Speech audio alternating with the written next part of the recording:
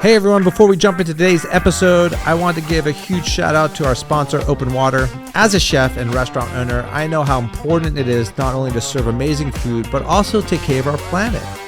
Open Water makes that easy with their eco-friendly bottled water packaged in 100% recyclable aluminum bottles, helping to reduce the plastic waste. What's even cooler? Open Water is a female-owned company leading the way in sustainability, something we can all get behind. And here's the best part. They're giving our listeners 20% off. Just use promo code INTHEWEEDS at checkout.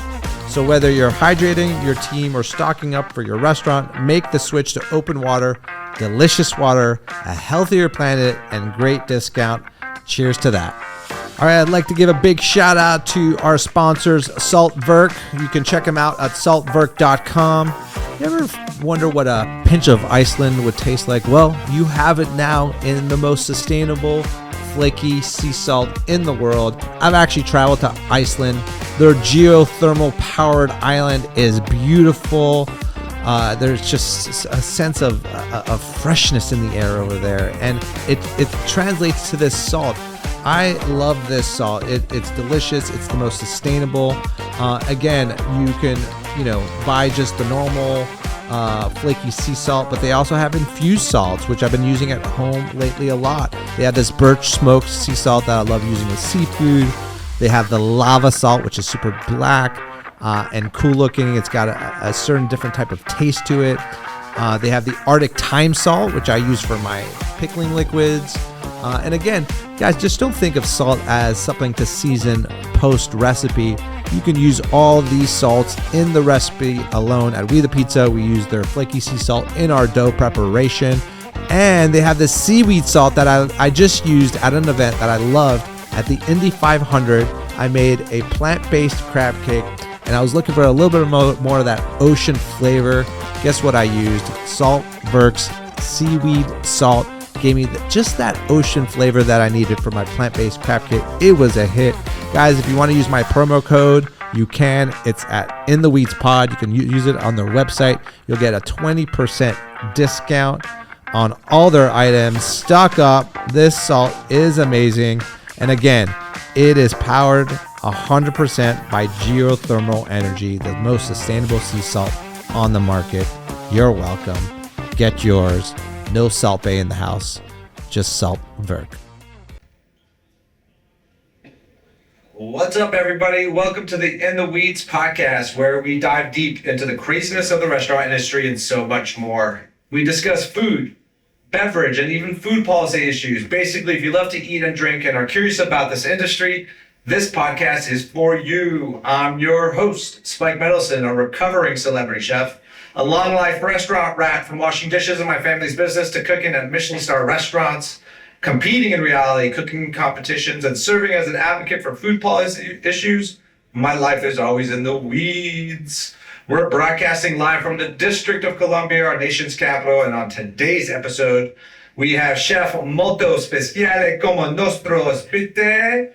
She's a staple in the DC culinary community. She's a food advocate for healthy eating and just opened Ama, an Italian restaurante in DC's thriving Navy Yard neighborhood. Have mercy. Please welcome Chef Johanna Hellrigl. Wilder. First things first, let's get your, what's up with the name? People mispronounce your name all the time? All right, yeah. So Johanna Hellrigl is my name. Gosh, for the record, listen. Just gonna say it. So I'm from Italy in terms of my mom and my dad are both Italian. My mom's from Liguria, but my dad is from Alto Adige, which is a region in Italy that speaks like a German, like Austrian. It's called South Tyrolean dialect. Okay. Right? So my name does not sound Italian at all. But you can put an Italian little. A little Hellrigl. Yeah. So it must confuse people a lot. So you're fluent in Italian, obviously. Yeah, it's my first language. It's your first language? Yeah. Really? So, I mean, basically, my parents have had a restaurant in New York, and so I kind of grew up with them. And then at some point, obviously, I was learning English and going to school and doing all that. Yeah. But I went back and forth kind of. Good for you, because my first language was Greek. Oh. Yeah, Greek. Wow. My second language was French, because I grew up in Montreal. My third language is English. Comme ça, on fait ça en français. Oui, je parle français. Oh, non, c'est bien. Je veux quoi? So, yeah, I mean, but I forgot all my Greek. So that's my sad story is that I was a bad Greek boy. Yeah, no. Continue. It's the same thing with me with like the South Tyrolean dialect. I don't speak it at all. I can kind of understand some words of it, but anytime I go back to that region, they're always like, Hellrigl, like you should blah, blah, blah. And I'm like, I have no idea what you're saying. Yeah. I feel sad about it, but it's too much to learn another language. Maybe one day. You know enough to get by, get along. Yes. So what's the deal? So you're in New York, but how long have you been in DC? So I went to GW for undergrad, Oh, yeah. and I never left. So I've been Well, here really, for that's a the while. story. Yeah. Okay, you love this city so much. Yeah. So I came here in, I guess it's 2007. Can't do math, but that's a long time. Yeah. And, I've really just enjoyed the city. I mean, I first went to GW studying international affairs. I really wanted to save the world and do democracy building work, women's empowerment. So that's what I was doing. But as I kept traveling around the world, I just felt more and more love with like how food brought people together, which is kind of the origin, right? With my dad being a chef and then my mom, and then like having a restaurant when my dad passed away, my mom took over. So it's kind of like growing up in the industry, you're like, I want nothing to do with this. Yeah. And that kind of got me into being that like women's empowerment, democracy building. But Well, I loved your story because we met at the food fight, the DC Central Kitchen Food Fight. For those who are listening, that this is where we're recording right now, an amazing facility where, they make meals, they put people through culinary programs, they feed the homeless, they make school meals. They're just an amazing, great initiative. They've been around for years and they're finally in this amazing new facility that we're sitting in. It's fantastic. But this is where you and I met. I know. I was judging. I was a host. I wasn't a judge. I was a host. You're a host. And You're an amazing host. I loved your vibe. I mean, I really did. I really loved your vibe, and you much like me, you didn't win. I didn't win my competition either. You can always come back. Yes, I will. But yeah, you didn't win the final battle. But then at the after party, we got to kind of connect a little bit, and I fell in love with everything that you were doing. I think your story, is very similar coming from a restaurant family, and just exactly what you just said was like, this is not the business you wanted to be in, bro, because you were exposed at it at a young age. You were in the kitchen, you were in the front of the house, you're in the back of the house, you were doing the things that you didn't want to do as a early teen person, right? Yeah, there's parts of it where like, 2 seats in my mom's office were like my bed until they schlepped me home at like 2:00 in the morning, and then all of a sudden, it's just like not the way that, you think your childhood should be. But looking back on it, obviously, such a great experience, exposed to like so many different people and like adults at a young age, which really made a difference in just how I think I operated as a human being for the rest of my life and being able to do what I do now. But I also have to say, like, meeting you and getting to meet with you afterwards, you were so nice to meet with me at St. James. Yes, I think it was. That's right. Yeah, I came to meet you there, and I was actually talking to you about Alma and pitching Alma and trying to learn from somebody obviously who had done it before, how to actually open a restaurant and get to that point. And it's kind of surreal to be sitting here right now, I think a long time later, but still I finally opened. Same here. I couldn't agree more. I mean, even when, after getting to know you, it was like, oh man, this girl's from the scene. Like she I was like, no, she gets the subculture we come from. She grew up in it, right? And that's what instantly hit me was like the passion that you had about the food, the story. I want to get into the story about your parents, your father, and the restaurant. But I mean, like there's like that aura about certain people in this business, and you have that aura. So like I was drawn to it, and I remember seeing the deck, and I remember seeing how I was like, damn, like she's taking on a lot, right? And I was like, but man, I bet you this woman is going to do this. She's going to pull this off, right? Because you get so many decks, you get so many restaurants, you get a lot of pitches. There's a lot of restaurants trying to open out there, and but to see it come to fruition. And by the way, I didn't even know that this was going to be like basically 2 blocks from where Plant Burger is. But also 2 blocks from Good Stuff Eatery. be the pizza, to like my, you know, kind of like where I started, and I couldn't, you know, I'm just excited to see more draw coming over here towards the Navy Yard, For right? sure. Everything's in U Street or Georgetown or L Street, and it's nice to see the draw coming over here. I think you're Yeah, I love being part of, it's like Capitol Riverfront, right? So I have the Navy Yard crowd and I have the Capitol Hill crowd. And I really like that because the area we're in is super saturated with residents and there aren't a lot of options for them right in that specific area. So I'm able to kind of grasp that. But at the same time, you know, people in Capitol Hill, they want to go on a date night or they even want to bring their kids. Like, totally. there's something so great about being a little bit of everything for everyone. Yeah. The only hot thing that was happening in this neighborhood like a decade ago was the pool parties I was throwing at the Capitol Skyline, and that was the epitome of like the action down here. And I mean that's a decade ago. But Johanna, tell me about. I want to know a little bit about your background, right? For those like who don't, you know, they see you just open a restaurant, you're starting to get some really good press, by the way. Thank you. Congratulations. Appreciate it. But I want to go a little, if you don't mind, I want to go back a little bit. I Okay. want to go to New York. I want to go Yeah. like growing up in your parents' restaurant a little bit, and Yeah. like you know, who was your father? Like Yeah. how was he in the Sure. business? You know? Yeah. So my dad, Andreas Hellrigl, was a chef. He had a restaurant and like a little boutique hotel in Milano, which is in Alto Adige. And then he got this opportunity to open a restaurant in New York. And it was like in the Equitable building, which is where Le Bernardin is. And now my parents' restaurant is the old Aldo Som. That's the story. It's where Le Bernardin was, right? Well, Le Bernardin's Next on the to it, right side, yeah. and then we were like the Italian restaurant. Yeah. And so there's Aldo Som Wine Bar and Eric Privé, which are actually my parents' old restaurant. And yeah, so my dad got that opportunity and then met my mom in New York. And she was obviously Italian as well from Liguria, but they had very different styles, right? Like, so my dad is, you know, speaking the German dialect and he's very rough with Yeah, that. totally. And then my mom was, you know, from Liguria and just, you know, they really had a wonderful relationship. And so my mom was kind of by his side doing that restaurant. So he left. I mean, he obviously went back and forth, Yeah. but like his main restaurant when like I was alive with him and everything was in New York. And In so New that York. was his big thing. Yeah. And then unfortunately my dad got cancer. And Yeah. so he passed away from pancreas cancer. And my mom at the time obviously was, you know, a widow, had 119 employees in New York running a very large restaurant. And What? you know, How old were you? I was 4. 4 years old. Yeah. Oh, sorry to hear. It's always hard and Yeah. you know the industry is a lot and I think I'm in touch with a lot of the chefs who worked for my dad and you know even Frank Ruda in the city was Yeah. my dad in Italy, whether it was Palio, which was the restaurant, or they were in you know Italy staging under him. And you know my dad really at the end was just kind of like enjoy your life more and like take care of yourself, be with your family. And so Yeah. there was something about that kind of always stuck with me of like don't do it that way again. Yeah. You know, just because I think that there's a lot of sacrifice that comes in the industry with that. Big time.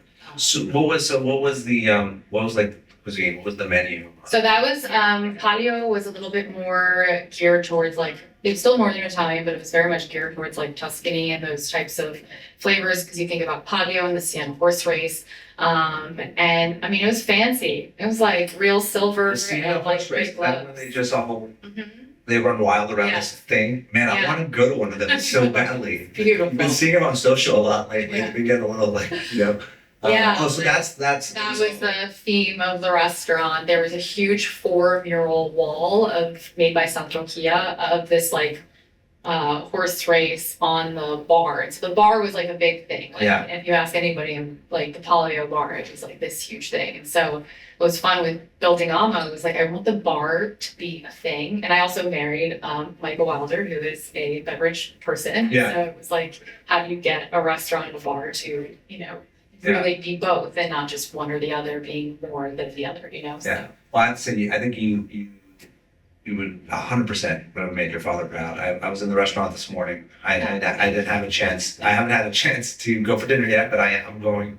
I'm coming. I'm going to bring my wife, and I can't wait. It's on my list, my top list.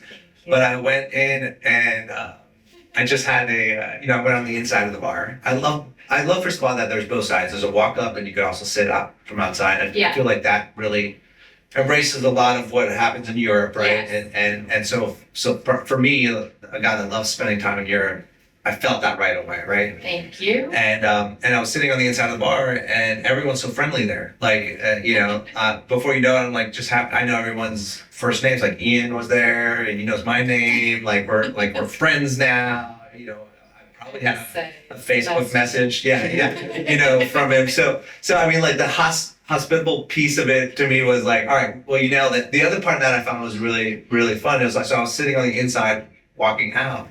I saw you must be like the neighborhood and the community has to be so excited about this in this restaurant. I saw a girl today order a coffee and she was shimmying. She was little I was like, in my mind, I'm like, yo, Johanna has these couple of old rats like shimmying for coffee. Like that's how excited she was waiting for her pastry and her coffee. I literally I saw a little shimmy out of her, and it brought me. Well, it's just, that's what I really wanted to do with the bancone. It's like when you go to Italy, the place that you go to get your coffee is the same place you go to get your aperitivo, and it's the best part of your day, right? You get this like cappuccino and cornetto, and you just relax, and you just take 5 minutes, and then you can keep going, but like you just have a moment to yourself, know? And I feel like if we just did a little bit more of that here in the US, we would all mentally feel a lot better. So there's aspects of just being able to like relax. And we've had these regulars. I've seen people come every day and just lean and have a cappuccino. And it just makes me so happy because the regulars make it. You're so right about this, I mean, we're a country of business here, right? Like people are on the go. It's very fast. We've been labeled as a fast food nation. We're much more than that, obviously. For sure. There's great food, there's great stuff. But there is a little bit of our lifestyle, which is like the drive-through, the thing, and like bring a little bit of what you just said, that piece. It's just like we're gonna stop by, we're gonna have a little coffee, a little bit of what we're gonna do. What was it, the cornetto? Cornetto. Is that croissant? So what is that? Because I said, hey, I'll have a croissant, and they're like, oh, you like the cornetto? I was like, I'll take a cornetto. So it has a little bit of difference is that it has a little bit of egg, a little bit of orange zest, and a little bit of vanilla bean inside. She's not gonna believe me, but I was like, I'm gonna tell her that I got the orange zest. It makes it because in France I'll do a butter, freshly trimmed butter, and a jam. With my croissant, right? Like I'll just do that. That's what happens over here. Here I didn't need it. And it wasn't for exactly the exact reasons on what the difference in the recipe is. It's like you're getting that little essence of the orange, the flavor. I was like, in my mind, I was like, oh, I'm just enjoying this with my, my latte. I don't need. Yeah, it's a little less buttery, and it's just, I don't know, it's got the brioche inside, but like still got the crunch. And so that's kind of the thing that I wanted for people to experience just a little bit. Like those are my favorite ones. Like obviously we have varieties of cornetto, but whenever I have those, I feel home. So I wanted people to feel like that. Well, I don't want to get ahead. I want to talk more about the restaurant, but let's I want to go back. Yeah. I want to go back. So your mom inherited this. Yeah, so restaurant. she took over. She was doing the restaurant, and so that meant kind of for me, really like growing up in the industry. I mean, I was either in the pastry section in my own little chef coat, and it's probably annoying. Can I? Oh, of course you can. Okay, probably annoying. Shit out of all of the chefs, but to this day I still talk with them, and I'm so grateful for everything they did for me because they were like raising me in the kitchen.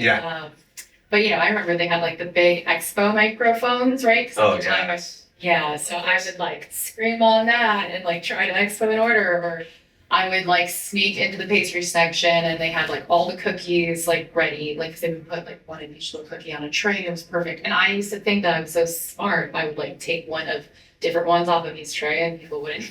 So I was probably the worst. And then my mom would put me in a party dress, on Saturdays, and I would go out in the dining room and I would have to talk to like people and celebrities. And so I would be like, I remember my mom telling me the story of when I met Michael Douglas, because I had just watched the American President, I think that. And I literally was like, oh my God, you're the president. And I was like, yeah. And he was like, yes. It's like, so there's just been like really great moments, but I think I was just really in that environment and so what my mom could do, right? It's like she wanted to provide for me and my family and do what she had to do. And I really I'm incredibly like grateful for that experience. Although at the time I was like, I just wanted to be a kid and Totally. do kid things. But that experience was really profound for me. And, then I ended up deciding to go to boarding school. I was, Another thing we had in common. I'm telling you guys that this is why I was like, I know this human being. Like, I know this human being. The kitchen culture as a young child. Yeah. It has to be the most worldly, rewarding education a child can get in life, in my opinion. That's why I'm so for when, hey, you graduate high school, for all those high schoolers out there, go get a service job in the hospitality business, right? Just do it for a year and a half, 2 years. Like, I'm always like, parents are trying to rush their kids to college. I get it. But I think it's invaluable for any human being to have time in a service industry. Like servicing people. Empathy too. Empathy, right? And I think people would understand a lot more about others and, and so that for me, I want to be on wave runners on the beach with my friends. Yeah. That'll stop washing dishes. Yeah. And making bread, for instance, or bar backing. And it's funny, I wonder, for me, everyone else, all the other employees in the kitchen treated me as their own when I was there. It was never like I was everyone knew I was the kid of the owners. Yeah. But I really truly believe, and I know this for a fact because they were doing shit that they shouldn't be doing in front of kids' owners, right? Like, it's just like, I really felt part of this family, and like these people did bring me up. I still know Rose, the salad lady. Like, she taught me so many things. Of course, she had a bottle of Crown Royal on her mise en place, right? And all the things. But like, I love Rose. She taught me all sorts. She taught me how to clean lettuce and how to make desserts and So I'm sure you've had moments like that growing up. I'm so grateful for. I think about like Hans, the executive chef at the time, and he just like still to this day. Like, I remember I was like cooking, trying to get investors for the restaurant, and I was trying to recreate one of my dad's recipes, and I was just like, I just reached out to him, and he just was so nice, and he took me through it, and it was really nice to have these amazing people in my life. And then my mom actually ended up with somebody who worked at the restaurant, became her like life partner, and so that was also being raised with him. He was like the GM of the restaurant, and his name is Ati, and it was just so special to just like have these men that kind of like really took me under their wing and like were a dad that I didn't have at the time. Yeah, you know what I mean? Totally. And so I'm just really grateful to that experience. Yeah. Difference. So was your mother into the food piece of it, or was she did she have a background in the food part, or that was mostly your dad? My mom's an amazing cook in her own right, and my grandma on my mom's side is just, she was. I really say a lot of the restaurant's inspiration actually comes more from Liguria and my mom's cooking than it does from my dad. But she was more involved in like upholding the flavors and the authenticity of what should be there, knowing what my dad's palate was after he passed away, and really just running the operations. I mean, she was, beautifully dressed on the floor, greeting every guest, doing everything, but she really ran the business side of things. Yeah, it's really impressive. And that was the restaurant that you were referring to that was right next to La Verde? Yeah, right. Palio. And so, did she know the McGee, the codes? Yeah. Were they all like intertwined? It was kind of like the French restaurant and the Italian restaurant, but I believe it's called the Holloways were the ones that owned the Equitable Center, and like they were the ones who had put them into those places, and so they all had a really great relationship. And I think at the time, Palio was definitely a scene, and so was La Bruna, and so I think they did well in the restaurants they chose to put there. Yeah. So what is there now in its place? So Aldo Sam Wine Bar is because there's 2 floors. Yeah. The first floor is Aldo Sam Wine Bar, and the second floor is Eric Privé, which is I guess his his private event space. Which yes, very fancy. But I was able to once when I was in New York go up and look at the space, and it was just crazy to look at because there was parts obviously that were still very much there. And just really wild memory. Totally. Eric Barrett, I love his career because he just stuck to his restaurant. Yeah. It's been a Bernadette thing for years. He hasn't, he's done a couple of things here, there, but I mean, it's still tried and true. Yeah, he does. It's very impressive to uphold that quality for such a long time, and it's really remarkable. I'm very impressed with what they've been able to do. One of the last of that type of generation. For sure. So, all right. So you're in New York. You're growing up in the hardcore restaurant industry, right? You're dealing with like the subculture of all the different employees. By the way, Joe at my restaurant, Evan's my grown-up restaurant, he was one of the largest coke dealers in Florida. And I'm just this is the subculture we come from. You don't understand. Like he was the largest coke dealer in South Florida, and the only reason he had a job is to have a job, and taxes and all that kind of stuff. But I remember so vividly, it was so funny to me because Joe was always late, right? And it was like, and like didn't give a shit, and he was actually a fantastic waiter, right? But Joe lived in a mansion. And like, so our Christmas party at our restaurant was at Joe's mansion. And I always remember, I was like, it's like a surfer. Like, I was like, what's going on? And he got like a 20-foot Christmas tree in the mansion and like the whole, so it was just funny. The things you put together later when you're like, oh, yeah. Doesn't make sense. So, all right, so you're in New York and so when did you went to high school there and all that kind of jazz? So I went to boarding school in New Jersey. New Jersey. What was the name? It was called Penn School. Girls, boys, co-ed? It was boys and girls, yes. Okay. It was good, yeah. I don't think I could have done like a all-girls. I went to mostly all boys military school. Military school. I chose to go to boarding school. You did? I did. What? So my mom sold polio at some point because my grandpa was sick and my mom wanted to be closer to him. So we ended up, like, my mom sold the restaurant, got rid of everything, and she was like, we're moving to the south of France. So I lived in the south of France for a year, which is why I speak French. And then we ended up moving back. And then at that point, I was like, you know what? Like, I'm good. I want to go to boarding school. Yeah. I had such a good time in France. That was an amazing experience Sure. because, I grew up with, I'm very American, but I'm also very Italian. And so I always kind of felt a little different where I was growing up in the US. And, like, because my mom would speak Italian to me, and I'd be like, oh, don't speak Italian to me. Yeah. Just speak English, And then when I went to France, there was so many, because I was in an international school, there were so many other kids like me with like different backgrounds or multiple like things. And so I was like, oh, this feels so good. So I loved living in France just because I really like connected with, understanding how to be first generation and, really understanding like the differences of cultures and embracing it. Right. And I think that fueled me for going to boarding school.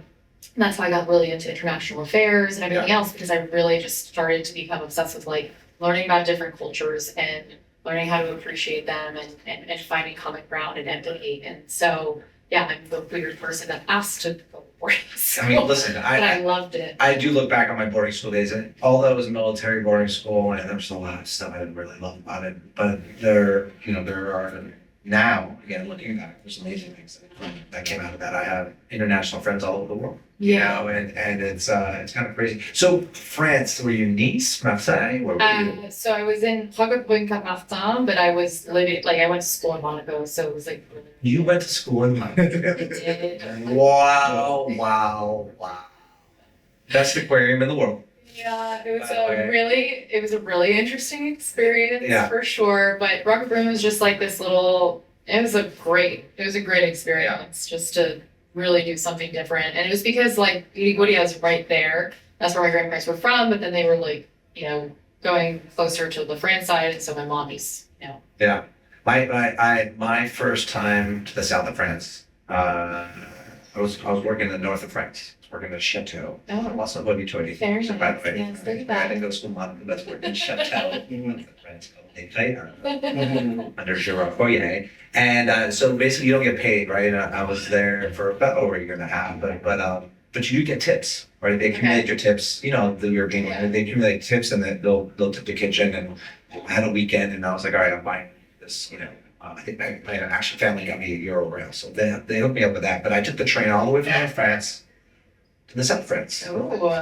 And I got all the hours mixed up, and I basically arrived at like at 12 p.m. at night in Cassis station. Okay. And I walked out, there was nobody there. I like, this is no way. And I'm like, oh, okay, I'm basically still broke, right? Like I have some money, but I'm broke. And so a taxi driver comes by and I'm like, where did you go? He's like, you're here. He's, I'm like, okay, well, I can't see anything. It's super dark. And he's like, well, I'll take you to my friend's house and you can spend the night there, right? Wow. And so I was like, okay, well, sure. Yeah. Free stay. So he hooked me up. Shout out to the cab driver. Yeah, wherever you are in the world. But he let me sleep at this house, and then I walked to the beach. And I mean, I love the South of France, and does that come out a little? Does a little bit of that come out in your cuisine? Because it's very Mediterranean. Because there's a lot of similarities in terms of Liguria and the south of France. Like, so if you look at, we make farinata, which is like the panis. Like, there's a lot of, or soca is like, all these chickpea versions. We have panisa and panis, and then there's the farinata and the soca, and they're all very similar in that sense. And there's a lot of influences. There's also like pissaladière, and we have like pissalandrea, which, so like there's a lot of celebrations of anchovies in that dish, for example. And, there's just really cool ways to look at it and see just, how much everything influences each other. And I really enjoy the food in the south of France, but Liguria is. Were you like, why are we moving to south of France? I was a little obsessed. It really was like, this is great. I can do this. Yeah, once you end up in the south of France, I think you don't want to go anywhere else. You're like, Yeah. So what was the reasoning? So it was just a temporary move. We were thinking we were gonna be out for a while, and then my mom was like, "No, let's." She changed mine, and so she wanted to come back. And at that point, I was like, "Well, you can change your mind, but I'm a teenager, and I'm making up my mind, and I don't want to go back and forth to these places. I just wanted like stability at that point, and I really wanted to go to boarding school. I felt, So south of France. And your Jersey boarding school. To my Jersey boarding school. Wow, that's a shock. So you probably definitely stood out there. I mean, people were like. Not necessarily. I was still like very American, but I did, yes, like in terms of speaking other languages and, just having a little bit more of there were a lot of international students there too. I mean, Petty is a wonderful school, has a huge endowment from the Walter Annenberg program. And so it was like, it's a great school because it's everyone from everywhere. Yeah. And I really appreciated that because I just think that it gave you, sometimes if you go to a school in your specific demographic area, it's like, even if it's a public school, you're kind of exposed to other people that are just like you. Whereas going to a boarding school like this, you had people from every different walk of life, every different background, and I felt like I learned so much there as well. Your boarding school, way better than my boarding school. I bet. All right. I had to shine belt buckles and, bounce a nickel off my bed. It's definitely different. Yeah. That's what really got me into international affairs because the teachers there were just like, wow, you speak all these languages, you like this. And then I got into oh, you went. So are you still, during this time, so you're boarding school, are you still holding on to some of your restaurant background in ways? Are you the one throwing parties, or are you I would always do some cooking or baking. I got into more baking. That really happened in college though. In college I was my nickname was Mama Joe. I would just Mama Joe? Yeah. Well, let's go there. Where'd you go to college? So I went to GW because I was super into the international affairs, and I was like, why not go to Washington D.C. and make it happen? So I studied at the Elliott School, and then what was cool, because of living in the south of France, and I actually used to spend some time also in Switzerland, there was all these people that actually I ended up knowing going to school at the time at GW and Georgetown. Yeah. And so when I landed to go to school and everything, literally that night, they're like, we're going out. And it was amazing because I got to connect with this great group of international people from all over, and it brought me back to living in France and being in Switzerland and all that stuff. And so that was really cool because that was where I got to be okay, let's cook, let's make different food and all that stuff. Switzerland, I'll tell you what, I love that place. I'm obsessed. Literally, I cross the border and I just smell the manure, and I feel so happy with just how clean. I know manure and clean doesn't It's go clean together, manure. but it's a clean manure. Yeah, Like, I don't know what to say. It's just such a beautiful country, and some of my best memories. I just loved going there. Yeah, look how lucky we are being able to travel. Guys, get out there, travel. My mother went to finishing school, very fancy, Very in fancy. Geneva, Oh, okay. off of the lake. It was like finishing school for 12 women, Oh. and this is where she learned how to cook and Well, and some of the Be a best lady. hotel Yeah. schools are Oh, yeah. obviously there. I mean, I almost went there. I regretted it. The hotelier school in it's Switzerland. lady school. Yeah. I was just an idiot. I was in boarding school. Yeah. I was doing I wasn't doing well. All right, wasn't doing well, and I kind of like said screw boarding school. And like I went AWOL. I left. My parents were like, "We're gonna give you an ultimatum. Either you're gonna go on your own, or we're gonna send you to hotel school in Switzerland." Ooh. Big dummy here. Went out here. I went out. But Didn't turn out so bad. yeah, it's fine. It's fine. I have no regrets in Yeah. life, but it's funny some of the decisions you make along the way. Yeah. You made. Yeah, for sure. I think it's good. The French have a term réfléchir, right? Mhm. And it's like it's always good to refresh back. Yeah. Don't hold too much there. All right. So you're at college. You're Mama Joe. Mama Joe. You're making all sorts of deliciousness for people. You're studying international. I mean, most of the time I was going out clubbing. Clubbing, Let's just okay. get real. All right, there we go. Studies was barely there. Maybe. Sometimes. The things that I really liked, I would very much excel at. The Yeah. things I didn't like econ, I was very much failing. Yeah. But it was good. Oh, we got a question from our one and only member. Let me put your mic on. Here we go. Quick question. When you were in college, where did you eat? Like, what restaurants did you like? And because it was a different Washington D.C. back then. Oh. She Yeah, probably okay. couldn't afford to eat anywhere. She probably No, it was, the cool thing was that your GWID had some like little like restaurants you could Yeah. use it at, which was really nice to Yeah. be able to get your parents to like put something out there. And Yeah. I mean, they would have to, it was like required for them to like Yeah. put something on it. Did we have that technology? Yeah. No, I'm just- what years were you in college then? So I went there in 2007. Okay, So, so you had like Michel Richard over Yeah. here. yeah, I mean, I would say Ravi kebab was a big one. Yeah. I loved Ravi kebab. I had a couple friends from Pakistan, so they would take us over there. Yeah. We would go to Peking Gourmet Inn for Of course. stuff, you know what I mean? And then some of them lived like in Georgetown, and so there was like Peacock Cafe was like Peacock really Alley or something. Yeah, exactly. place to go. Yeah. Those were like the spots.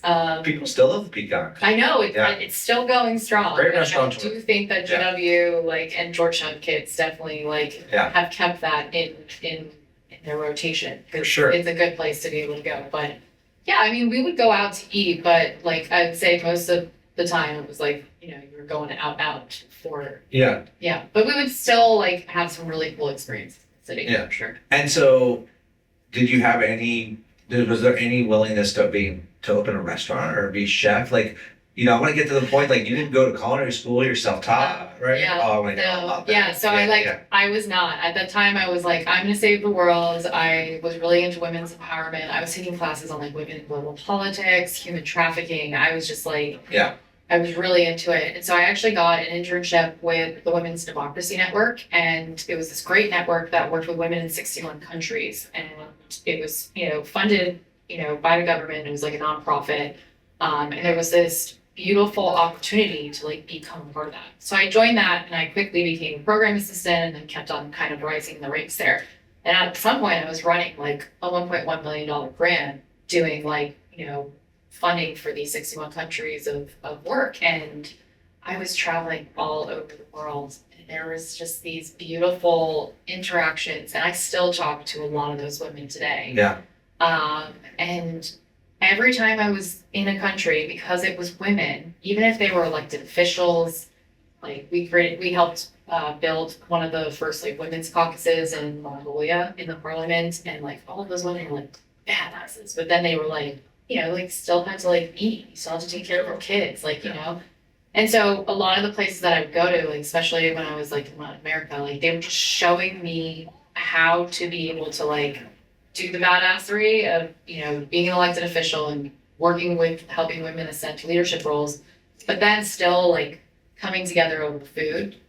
And so I think the pivotal moment for me was like I became obsessed with everywhere that I would go to and everything I would try, especially as I was getting exposed to flavors that I had never really had. Like spice levels in Italian food does not usually go hand in hand. And like if you're in Burma and you're just like crushing, it's amazing.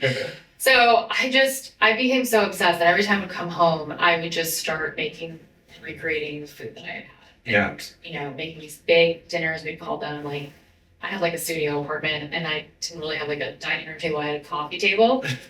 And we'd cook and I would just put this like food out, and we call it animal style. And I would just like cook for all my friends and we would just like enjoy a feast on my coffee table and like have such a great time. Yeah. And that's where I think like the confidence to cook really started to come in, because I was doing these dinners and I was really recreating things without a recipe. Like I was just taking the memory of what I had and trying to get that exact thing. And a lot of times it would happen on the first try. And I was like, it's like, this is interesting. Like, not to toot my own horn, but like, there was this moment of like, okay, like, and my friends were so encouraging and they were like, oh, this is amazing, this, that. But I was doing everything from everywhere. And then I went to Uganda for a visit where I had this idea of getting women from all political parties to work together to get women out to vote, because it was a really crucial election. And there was the ruling party there, which is kind of a big deal, and then there was the opposition parties. And so to have these opposition parties and the ruling party in the same room, like, it was really tough. There was a lot of tension. Everybody was like, you kidnapped my like brother, and like everybody was just like really in a really tense place. And I was like, this might have been a really bad idea. Really bad idea. I was like, but I stuck with it. I really pushed and I was like, this is gonna work. This is gonna work. And at some point it wasn't working in the conference room. It was like just not gonna work in the conference room. Totally. And so then we just took everyone out to dinner. I organized a big dinner and threw food and drinks and a little bit of dancing and everybody just relaxing.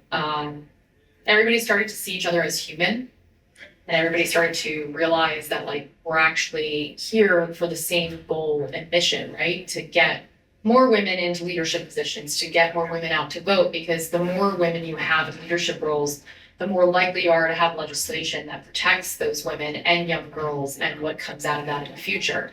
And so there was this moment where they had that recognition, and it was like, and I was young. I wasn't like, these are women who were established in their political parties, running their women leagues.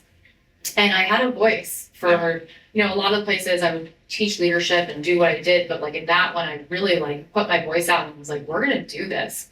And the next day was just incredible. And then those women worked so hard, tirelessly together for the rest of the election period to get women out to vote. And that impact was, so profound for me. Some of those stories of those places that I went to and what we did there, it was so impactful.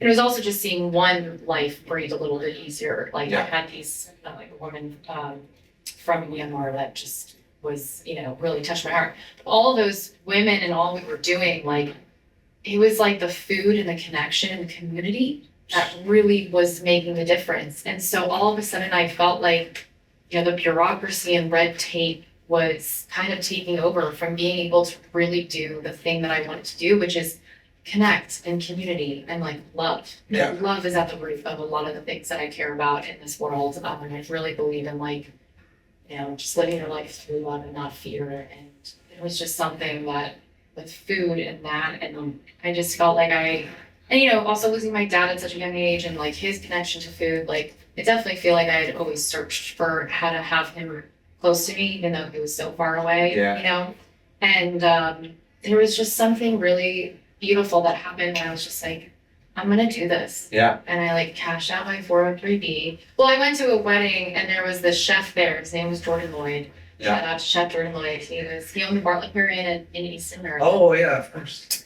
And he had like a fancy, I think he worked with Michelle Richard. I think he also did Thomas Scott. He did like all the chefy things. But I met him at this wedding, and then there was like a tarot card reader there too, and like there was just one of those like crunchy moments of like, this is your destiny. And I think I literally quit like the next week. But there was this moment talking to him where we talked about sustainability and local produce and just the way he talked about food with such love.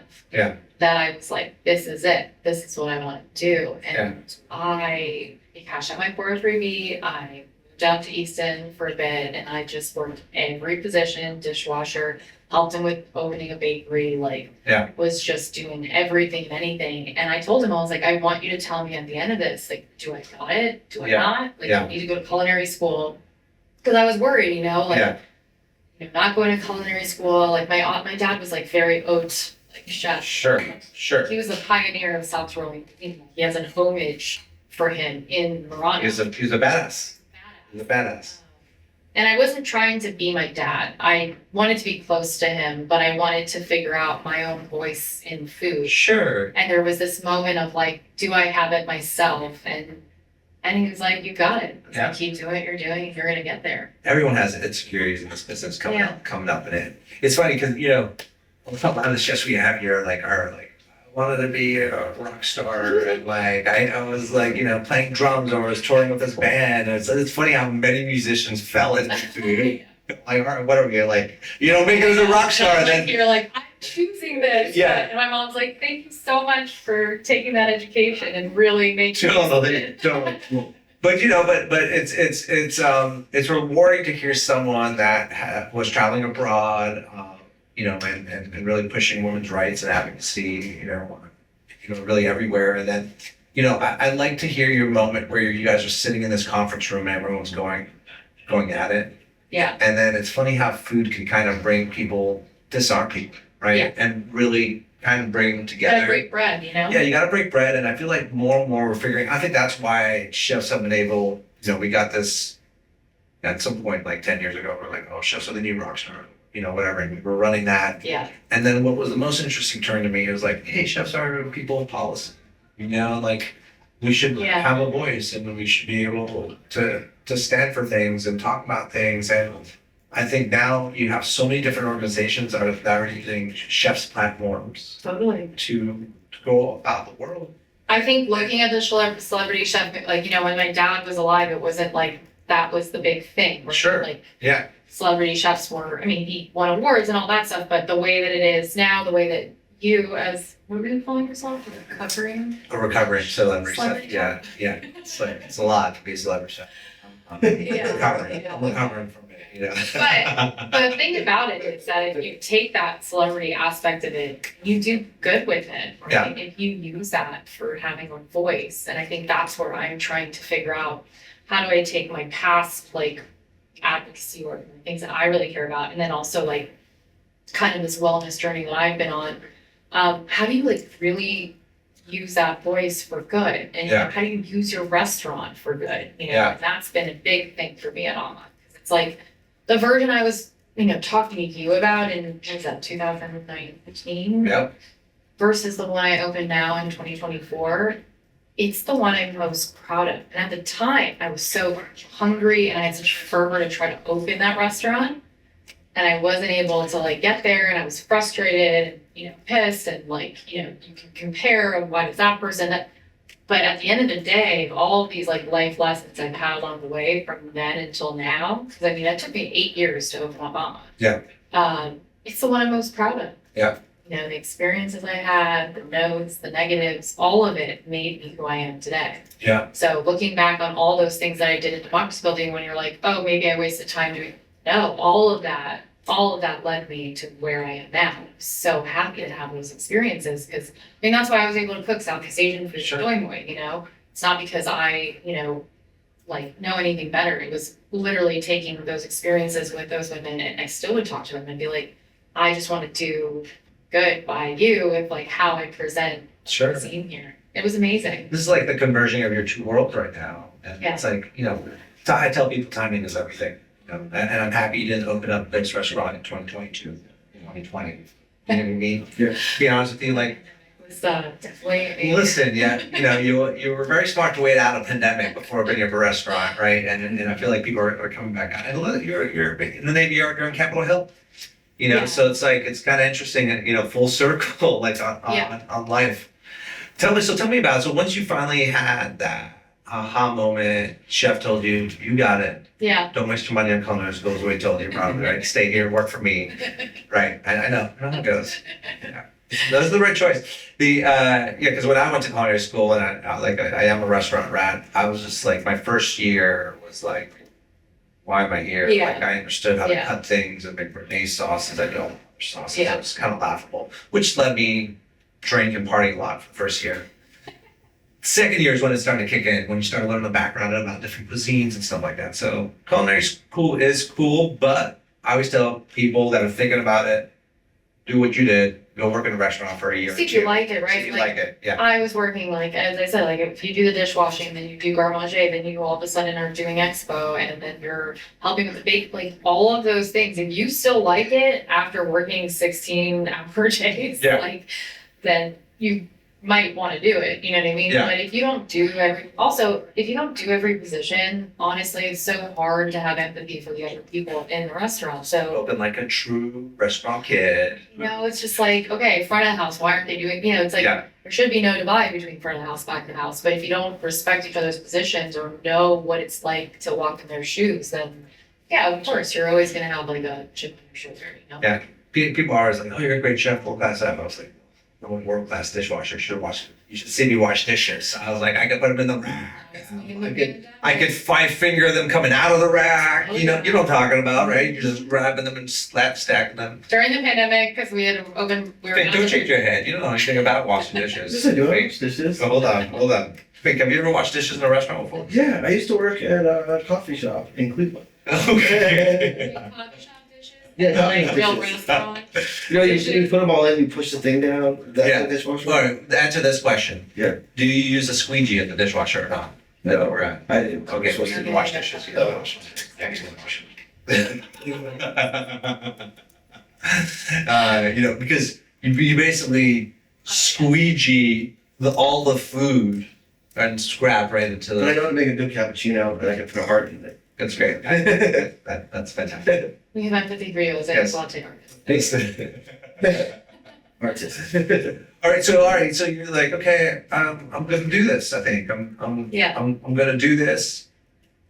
Who inspired you? Like from there, like what chefs were you looking for? What jobs did you get? I know you just mentioned you were working at Yeah, so I did.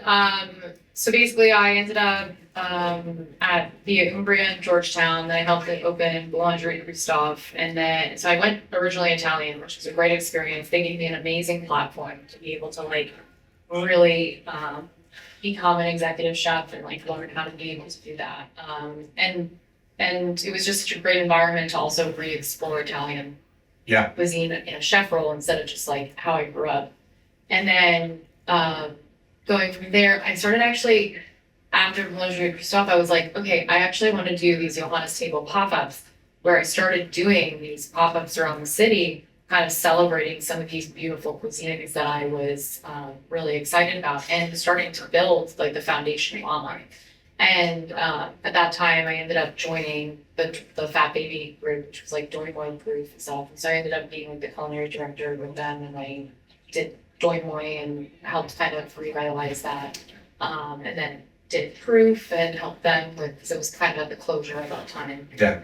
And it was a great experience with all of those restaurants that I was a part of. And then I got the opportunity to help with opening the Mercy Me and the Yours Truly Hotel. And that was really a unique experience just because we were about to open 2 weeks before the pandemic hit, Yeah. and then all of a sudden we shut down. So speaking of dishwasher, my job was literally during the pandemic to be a dishwasher and cook like some meals for like the hotel staff that were made, Yeah. right? So I was the lunch lady and dishwasher for the During the pandemic. pandemic.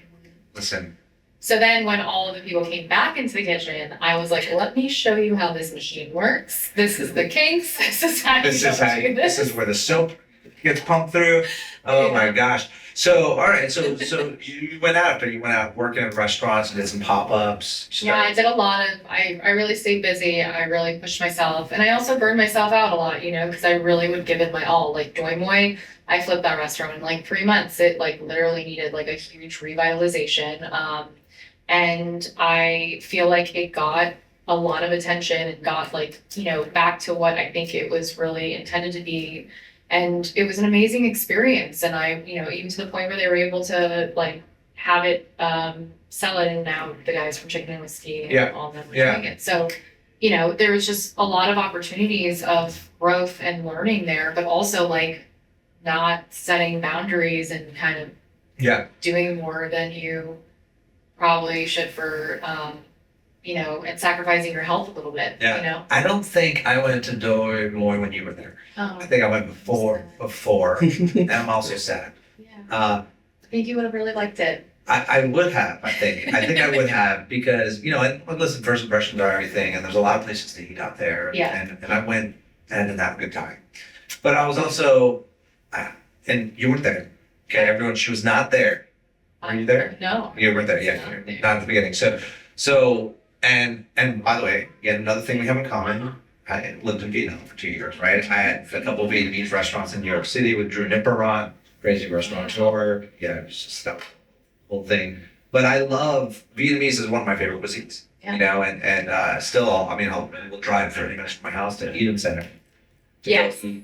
Some true Vietnamese food. I mean, that is like, I'm just dropped in the middle of Virginia. It's amazing. It's authentic flavor. They actually give you the real fish sauce. Oh, yeah. And they don't dilute. Good Fortune, what a grocery store. Yes. All the things. The best. Yeah. No, it was cool with Doi Moi. I ended up like taking it from this like Thai and Vietnamese and expanding it. So we had food from Malaysia, we had food from Sri Lanka, we had food from all over Southeast Asia, because I was really interested in just kind of like getting people to also be more knowledgeable. At the time that Doi Moi was doing this, there wasn't a Malaysian like Macau now exists. Sure. There was a couple of these cuisines like that weren't visible. I was trying to just kind of give more breadth to the dynamic, and it was really cool because I even did like Sri Lanka pop out because I've been obsessed with Sri Lanka. When I went there, it was just an amazing country, and the food was incredible.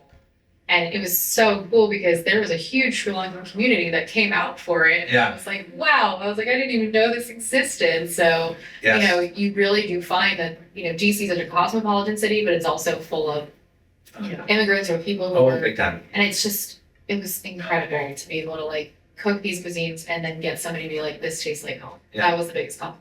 I like the way you expanded upon the cuisines over there, because I think, I opened up a fine dining Vietnamese restaurant in New York City, and we also opened up like laid back ones, but it was, the identity of it was like a French Vietnamese restaurant, you know what I mean? Yeah. And the creativity, I felt always kind of, it was very tough, because when you think of Vietnam, you think of street food. Right, and the grittiness a little bit of it, right, and to have it in a fine dining setting is sometimes tough, because you still want to serve like the spring roll, like the lettuce and the bowl and the herbs. So I think opening it up was probably the smartest move. It's probably why it's still. We were doing like homemade, curry paste. We were doing it scratch. Yeah, that was really an opportunity to be like, let's go back to the roots of what this is supposed to be, and not just these like processed ingredients. And that's kind of, a big thing for me. It's always been. Yeah. And so then, along the line, you're like, in the back of your head, while you're working at these other restaurants, you're working on. Yeah, I was supposed to open on, I think, with Fat Baby and with that group, and then obviously I didn't. But there was just these aspects of learning how to navigate, like trying to get investors, trying to get a space, trying to figure that out. I had already had an LOI at the time when I was going into Doi Moi, so I was very transparent as to what I was doing. It's okay. Sorry. Yeah. It's okay. Restaurant's on fire. I tell them dial 911. I know. First, wait 30 minutes, then dial 911. That's the old term that my grandfather was like, let that thing work. Yeah. So then like I had always been working on it. I had been trying to pitch it. I was trying to get, investment and figuring that out. And, I had a lot of different spaces that I went into, pulled out of, and, So how many times did you almost not open this restaurant and like almost just say, hey, this is, because, I think the listeners and the small viewership that we have right now, just say so, no, just kidding. They always end up getting to the restaurant when it's open. Yeah. You know, I don't think they really understand everything that goes into the Yeah. planning and, you know. It's really, really hard to open up a restaurant. Yeah. There are a lot of no's, and there are a lot of people that are not there to be by your side and help you. But at the same time, there are a lot of people out there who want to root for you and keep you going. And if you really believe in something, like, you can manifest that shit. You can make it happen. Yeah. And like, I just kept going and I just kept pushing, and it was really hard, like really hard. But in the end, as I said, the version I open now is the one I'm most proud of. And the people who kept me going are still part of my life, really, you know, are my cheerleaders and I'm theirs. And I really wanted to open something that had meaning and purpose. And I feel like that was the thing that I was looking for. And I don't think a lot of people realize that when they come in, right? They're like, oh, I want, you know, a coffee and I want to go, you know, and I'm just like, what did you know? This 500 degrees in 180 days, like, you know. So like I tried to think of like every little detail as best as possible. And those are the things I think people don't really know has to go into it to really make it happen. And yeah, I don't know. If anybody ever needed advice, I would just say keep going. Yeah. You know? And there's a reason why it's not working out when you wanted it to work out, and there's a reason you're feeling impatient. But at some point, you'll learn patience from that, you know. And, Tell me about the manifestation of stuff, because, like, you know, I'm a true believer. You know, write it down, put it on a post-it note, put it on your mirror in your bathroom, stare at it every day, repeat it every day to yourself. You know, I keep telling Jason, I was like, this podcast is going to be successful. We're going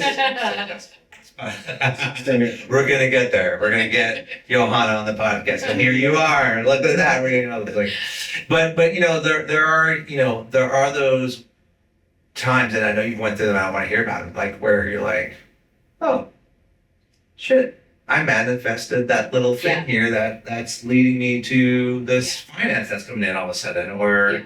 You know, and you're like, it's kind of like, you pulled your own magic trick, if you will. There's like that little giddy excitement where you're just kind of like, maybe you're by yourself and you're laughing. You're like, oh, tell me a little bit about like how you do manifest, because people throw that out there all the time, but I don't think people really understand. Mm-hmm.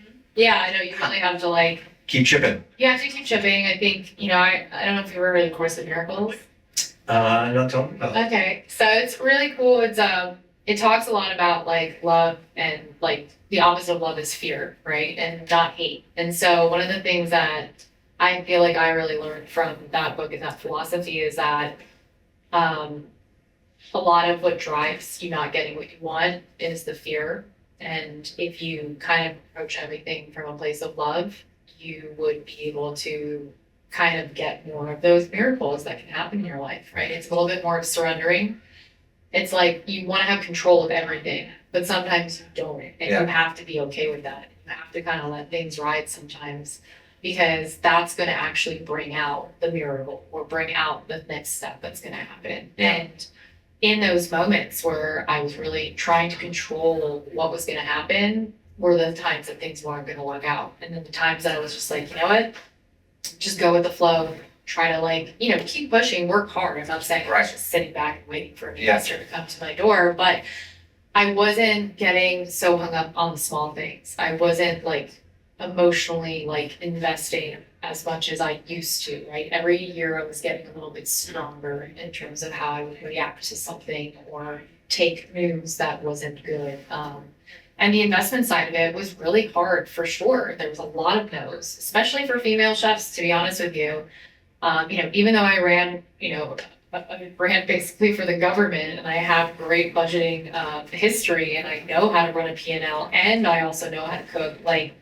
There's not a lot of people who can do both. You usually have a business partner who does the side thing, and then you've got the chef that does the creative. And I was able to do both, and I was selling it like that, and I had a pro forma that was very robust, and it was very thought through, and still got a lot of no's. Yeah. And, you want to compare. You want to be like, oh, why is that chef who's got multiple, restaurants that failed still keep opening restaurants? You're like, well, why? It feels unfair. Yeah. But if you go into things with that mindset, when you talk about manifestation and how I think it happens, is like, you have to let go of that negative mindset. You have to start looking at things from a place of love and be like, you know what? Wish them well. Yeah. You know, give all and wish them well. Yeah. And I just kept pushing, and I think at some point I got a yes. And I pushed real hard. I remember I was meeting with my investor, and he had invested in other people before and was skeptical because he had had some bad experience investing in some. Just kidding. Male chefs suck. No more investments for male chefs. Let's Oh, but you know what? it's so unfair. Totally The unfair. difference. Yeah. There's so many people who get yeses just because, and it's just really frustrating because I was like proven I had taken restaurants from negative to and I just wanted the opportunity, right? Yeah. And I just wanted somebody to see me. I wanted to be heard, and so at that point I was just like, I knew he was the right person to help me collect my investment because it's like an LLC that's Sure. investing in Alma. And in a moment when he was just like, okay, yes, everything fell into place immediately. And he raised the money for me in a second. And it was all of a sudden just like, we're here.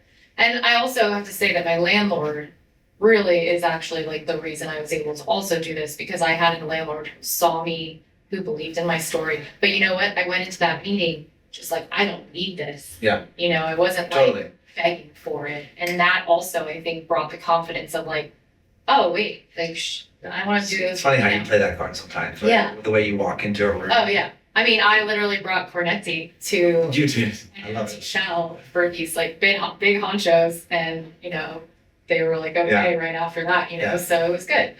I But think it was hard. I think you may be the only chef that's talked well about their landlord on this podcast. So shout out to your landlord, not just. Really, honestly, it's the deal that makes the difference. what I like one thing that you brought up. I just want to go back to because I was going to ask you about it. Is if your education that you had helped in the restaurants, and obviously it did, right? Being able to run a budget and a grant and like the performas and the pianos, it's very uncommon for everyone out there in the world for a chef to have both of those talents. It really is. It is, and I think that I wish that I could say to some people, obviously you need the culinary skills and you have to make good food, but like there's so many people who come into my kitchen that, I have people who work with me that have been with me since Doing Boy, and I'm very proud of that. Yeah. And I have a good, it's your leadership skills that you bring to the table, and it's your business acumen, and then it's obviously if you can actually cook. And I have so many people who come in and they're like, yeah, like I want to open up a restaurant. And I'm like, okay, I got you, but like here are all the steps you got to figure out before you do that. Because I don't want to see somebody who's so ambitious and so eager to be naive that like this is going to be easy, because I think it has this allure, this like sexiness of like, I'm going to open a restaurant. Yes. And it's like, no, dude, you're going to be plunging a toilet and you're going to be like, why the hell is the ceiling leaking? And you're going to be dealing with this person didn't show up. Yeah, it's not as sexy and glorious as they make it out to be. And I just feel like they need to experience some of like the well-roundedness of it before they're like going to get that pipe dream that I had, where I was like, I don't know, but I had to do the work to like really get there. Yeah, I love hearing that. I think that's sound advice for anyone thinking about opening a restaurant out there, because it's true. It's it's a very celebrated career, but I don't think people know the background on everything you need to do there. Like you can be the best chef in the world, you can have the best cuisine, right? But to your point, if you don't have the human aspect of it, right? If you don't have the connection, hey, I've washed dishes, I know what you're going through.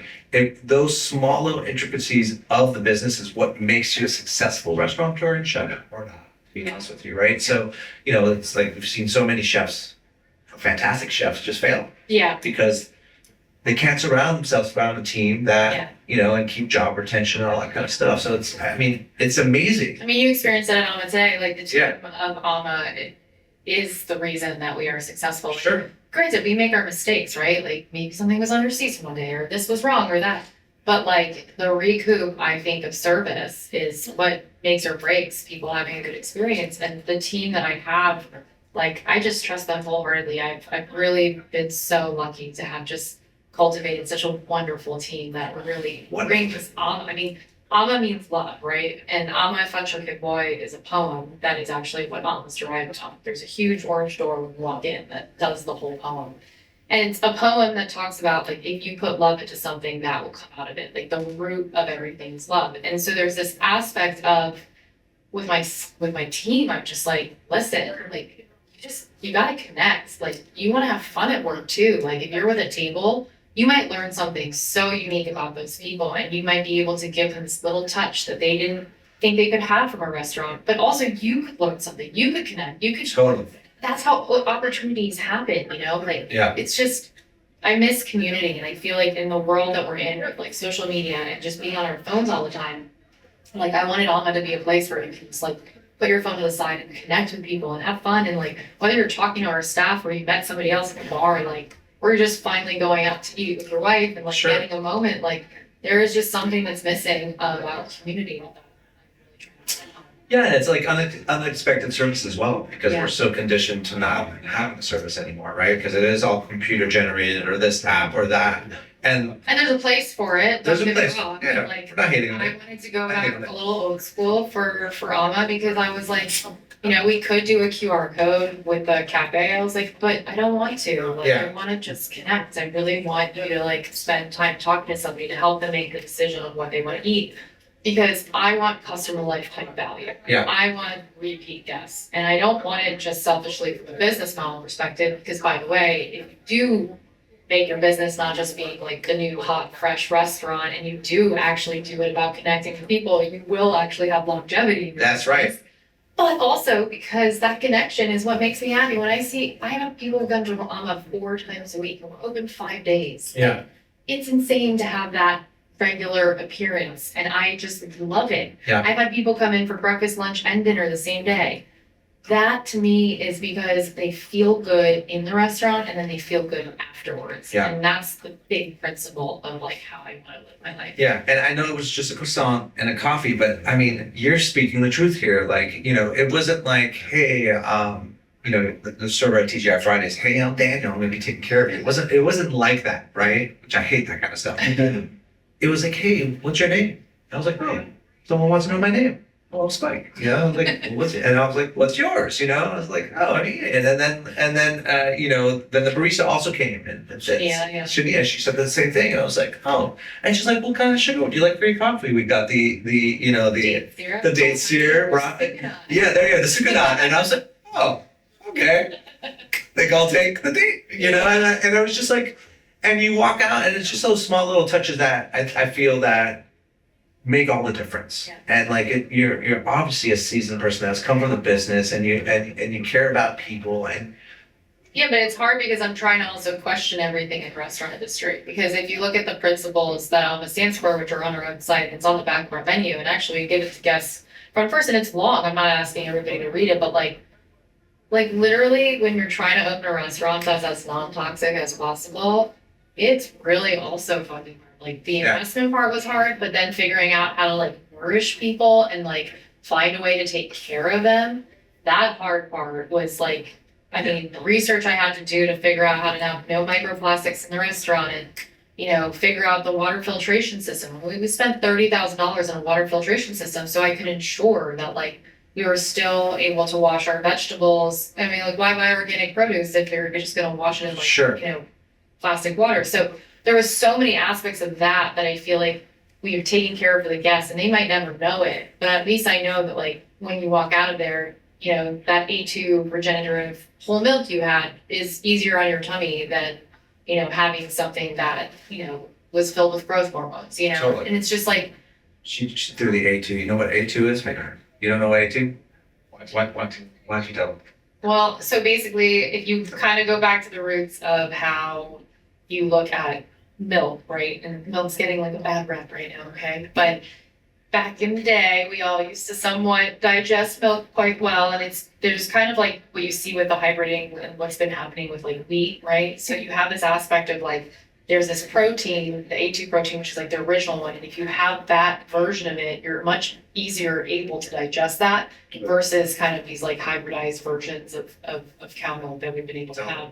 And so that's been like the really cool thing of like when you take the time to learn about nourishment and how to take care of people, because I got certified in integrative nutrition, you start to really learn like, okay, maybe not all cow's milk is bad, right? Or maybe this is the, and so, yeah, you start to question things. Sure. And then you start to figure out, how do I make this affordable, but also still good for you? And that's the hard thing, Yeah. for sure. But Gotta get on that A2.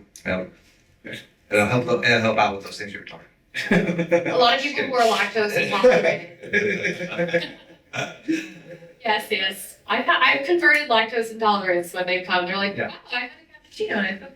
Yeah, I mean, listen, I'm not vegan by any means. My wife is. I have a plant burger place. It's a burger shop. It's vegan, and I've been drinking some oat milk over the past year. But recently, I got scared shitless about a post that I saw about oat milk and all the oil in it, right? And I was just like, it fucking freaked me out. Oh, yes. I was like, Believe me, we don't serve oat milk, and everybody comes up and they're like, "Can I get oat milk?" And I'm like, "Unfortunately, we do not sell it." And they're like, "But why?" I'm like, "Well, do you want to know?" yes. Do you want a tablespoon of oil? Like, So it's a we don't have any industrial seed oils in our restaurant. Yeah. And one of the big things is that the oat milk is, a lot of them are filled with industrial seed oils. But at the same time, like, we have a lot of oats in our country that are filled with glyphosate. So you're basically drinking like pesticides, totally. industrial seed oils, and then, there's usually like some additives or preservatives as well. And so it's just like, that's not the way you should start your day. Yeah, they don't wash. Yeah, it's not like they wash the pesticide off. No. Oh, it's like No. it's a one-time soap kind of. There's literally like Yeah. one brand that has sprouted oats that are glyphosate free. Ooh, This okay. is our organic tea. Speaking of Pesticides. nourishment thing. Yeah, this is organic fair trade tea, and it just took the opportunity to self-promote here since we were just talking about pesticides. But you know what? Like, Wonder if she's on a health thing right now. Oh yeah, oh. no liquids, no liquids. Do you have liquids? Okay, you can do liquids. Yeah, there's raspberry. I'm sending all this stuff home with you, anyways. If you don't, Oh, so that's some texture of my tea. of course, I'll send you cases to your tea. Yeah. Yeah. I love that. We'll send Because you- anytime somebody has a Pepsi or Coke I did this last night, and it's shameless, but I was like, can we replace that with something else? So Something they were else. giving me an opportunity there. Well, tea. This tea is organic. It's from the largest organic garden in the world. And it's funny, people don't realize about tea. Like, you guys are all drinking the usual suspects out there, like Snapple, Oh, yes. any of the other stuff. The guy's tea gets soaked in water. Like, that's how your tea's made. It doesn't get washed. Pesticides don't get washed. The pesticides go in the drink. So it's just like, people don't really realize that. So organic tea is the way. Absolutely. But tell me about, so I want to know some of the things that you learned in the last few months about Amma that you've changed. Because, you always go into it like saying, hey, we're going to do this. I want to know some of the best dishes people should, some of your favorite dishes. Yeah.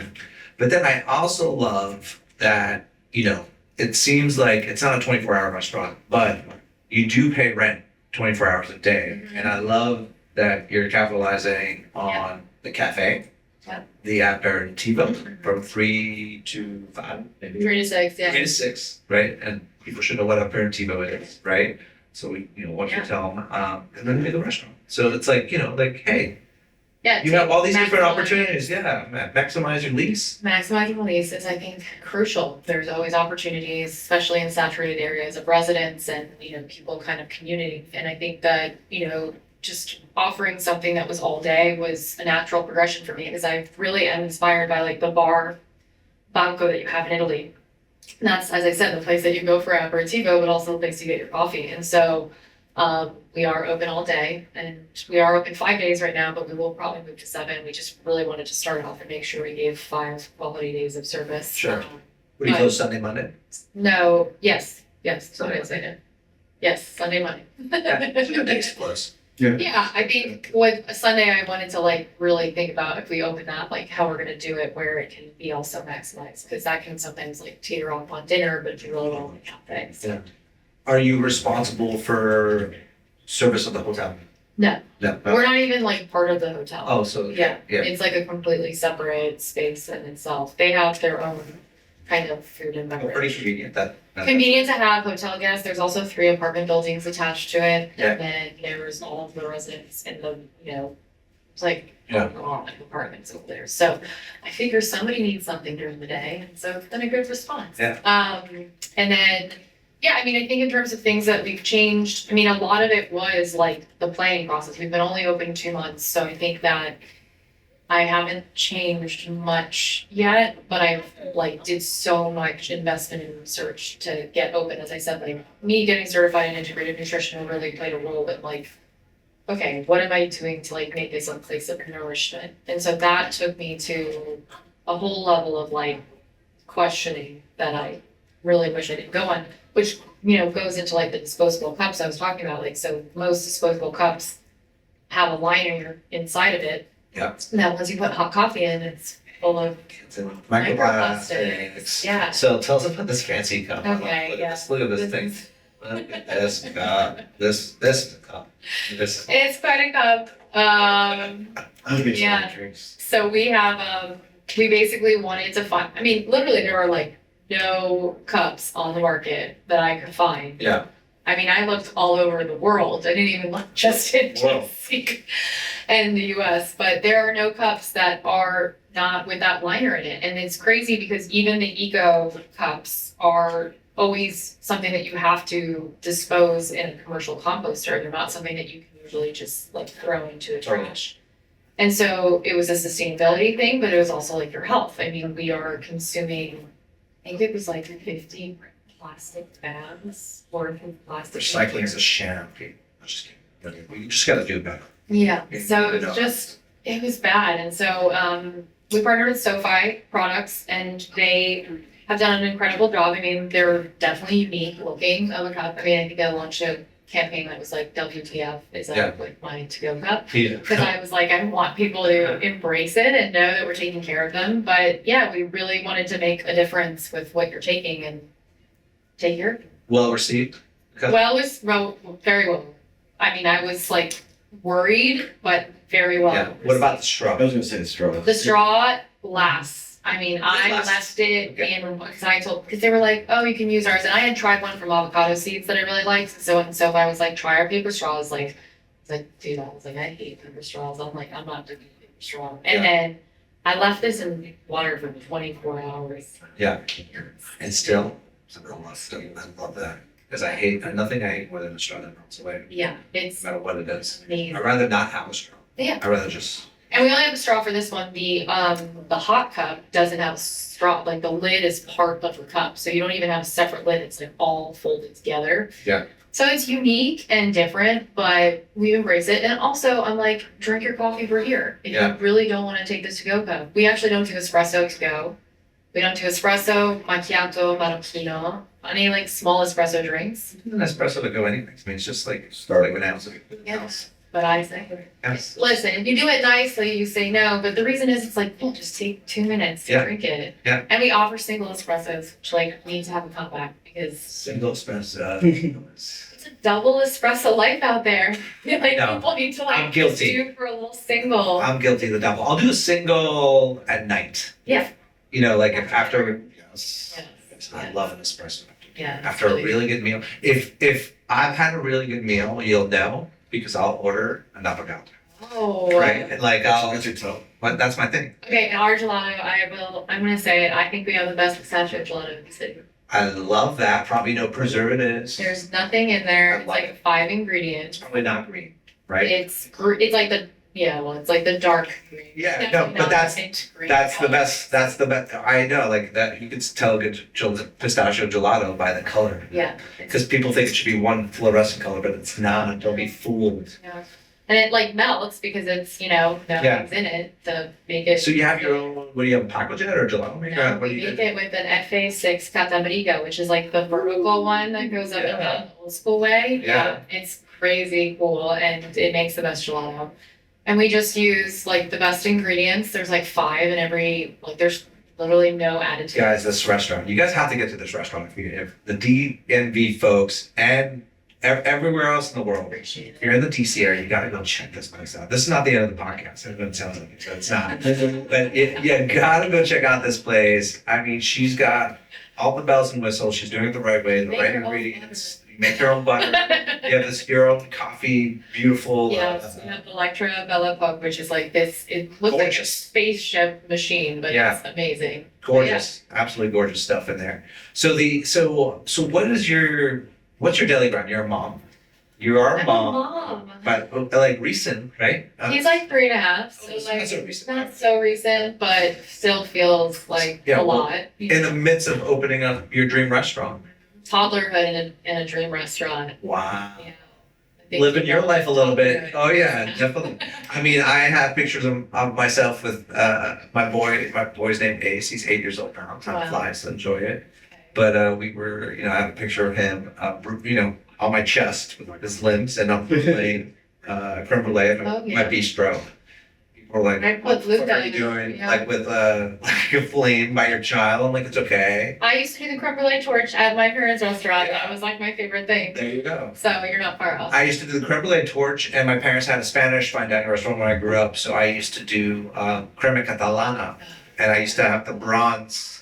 It was one of my favorite things to do because you'd have to use this iron circle thing over the flame, and then just put sugar on the crema catalana and just bronze it. Much kind of like what happens with the creme brulee, but So different side. They're so yeah, good, right? So good.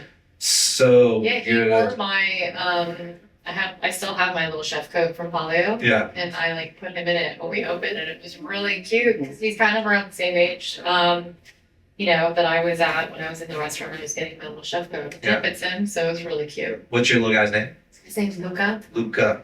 Beautiful. Yeah. Very nice. Yeah, I think I even have one of flipping pizza Oh, flour over my infant's head, and my wife looked at me like. yeah. So mom and dad are both in the industry. We both own the restaurant together. Yeah. So he definitely comes to visit, and we pick him up from school and bring him over sometimes. He'll Yeah. come in to eat. Like we definitely try to have him around where we can, but also at the same time, like try to balance like being able to have time out of the restaurant and spend time with them. Are you trying to be in the kitchen? Do you have an executive chef that works with you? Like how do you handle it? I mean, listen, mom, amazing education, international human being. It's very impressive. Nutritionist, right? Yeah. It's very impressive. So how do you? I know you have your husband. Yeah, Where did you meet your husband at school? Was it? No, Micah and I met in the industry. On the industry. Okay. He owns Chaplin and Zeppelin with his brother, Got it. Ari. And they're, Chaplin's like an industry watering hole. Big time. Big time. So Yeah. we met through the industry, and actually it's hilarious. I cooked a 100-pound pig for a farm event. I think it's called Good City Farm, like the one that's in the middle of the city. Oh yeah. And so Where'd you get your pig from? it was from Spring Hill Spring Hill. Farm. Yeah. Yeah. I was wondering if it was eco-friendly. Beverage. Oh yeah. No, it wasn't that. But I know which one you're Yeah. talking about. And we ended up I was asked to do this event. I was doing it with the guys from Service Bar, and then he came to the event. It's like, oh, this girl from pig. It's like I fell in love. Oh, Shit. Yeah. We're just friends. I was friends. We were friends. And then at some point I was like, okay, maybe not. But Yeah. at that point he was like, I think he put his eyes on me, and I was just like, we just got really close. But it was funny because it all happened pretty much over 100 pigs. Listen, those 100 pigs, they can do So things. he actually loved vegetables, and I did do like a banana pudding rendition for like the dessert thing. Oh, you threw out all the stuff. I probably should make that for him one day again, because I don't think I've ever. I don't think I've ever made it with him since, but he's always like slightly mentioned it. Funny. Yeah, so the sourcing of your ingredients. So, have you ever worked with Beverly before? Like, he's pretty cool. I wonder if he's still doing the thing. But I remember, he was raising Berkshire in Virginia. Yeah. And he's a farmer. I was doing policy. I was trying to get farmers on the hill Nice. to Yeah. get them That's amazing. to advocate. Yeah, That's like the important. next direction I really want to go to in terms of like food advocacy, because like It's important. the farm bill, everything that's going on right Big time. We'll talk all about Yeah. that stuff. We can get involved in that stuff together. But I remember him. He's like, "Yo, you gotta try my prosciutto." I'm like, "What?" He's like, "My prosciutto." I was like, "Your prosciutto?" He's like, "Yeah, my Berkshire, Virginia prosciutto." So, And it's actually pretty amazing stuff. Oh, that's awesome. Yeah, he's got good stuff out there. So tell me about the balance. Sorry, so are you get to be in the kitchen still? You still get the Yeah. cook? So cooking. Yeah. I mean, I make I don't know if you know this, but I gave away 900 sourdough starters in the pandemic. And it was Anonymous. so I did that in exchange for people donating to restaurants or like going to support them. Yeah. And I would like literally do it from my front door. And it was a sourdough starter that I had actually like made from an apple from South Tyrol. South Tyrol, where I'm from, like has one of the largest productions of apples in Europe. And so anyway, that sourdough has lived on, and so I like have a sourdough ancient grain. What's her name? I don't named it. know. Well, Mela, I mean, because Mela, she's like, yeah. Okay. it's an apple starter. But I mean, like, she's Yeah. still alive, and she's a she, that's for sure. We're nerds. We name our sourdough Yeah. starters. Yeah. I was like a little like, should I say this out loud?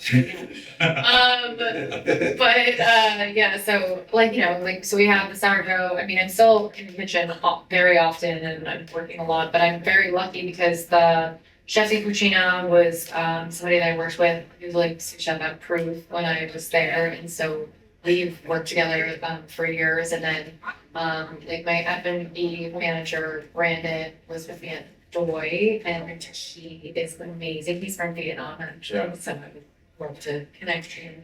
For sure, coming in. Come in. But he is with me, and so I just have two people in the kitchen that I really trust and know that like know me. And at the time it was like, do you just find another Italian to help you? And it's like, no, like I know the flavors I'm looking for, and I trust them immensely with what we're doing here. And also at some point they're gonna want to open their places, and I want them to have the tools necessary to succeed and really know how to do that. And this is a really great opportunity to see like everything that goes into opening a restaurant.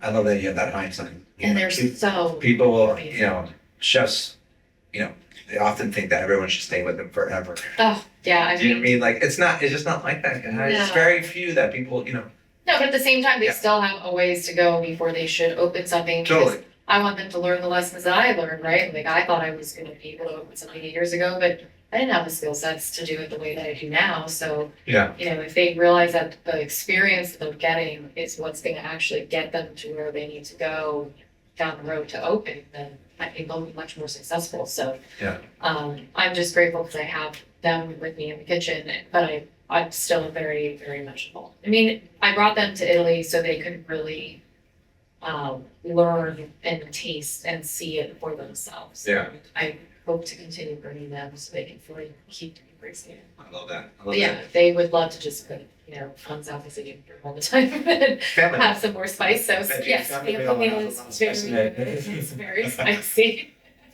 Do you ever open up family meal to the regular customers? You're like, hey, come on. Yeah. So we've actually had like some umami spice in the back that we're like, okay, you wanted something spicy? Well, this might be the only thing we have. Are you cool with it? So yeah, but it's been good. It's been really good to have a good team. But I also I really love also like all of our cooks, all of our prep cooks, like everybody who's in there. I mean, I have dishwashers last night who were learning how to roll cornetti with me, and it's like they were really excited to learn new skill sets and pasta making. Fresh pastas. Fresh pastas, and then we do use 2 dry pastas because I personally feel like pastas that are made with seafood, and I think most Italians feel this way, need to be extremely al dente, and you just don't do the same thing when you do fresh pasta with that. So we do a pacchetti, which is like a really good pasta for like one of our seafood pastas, and then our spaghetti are made with this ancient grain kamut pasta. So it's Monograno Fettuccetti is a really amazing brand, single sourced from the Dolomite Mountains in Alto Adige, where I got my dad's from. The real deal. You guys are. But you need a bite, She's the real deal, everybody. I just want to let you guys know. If you don't know, now you do. No, but hilariously, Yeah. like I put so much effort. Like my spaghetti al pomodoro is like Gustaroso, like some of the best DOP, like certified San Marzano tomatoes.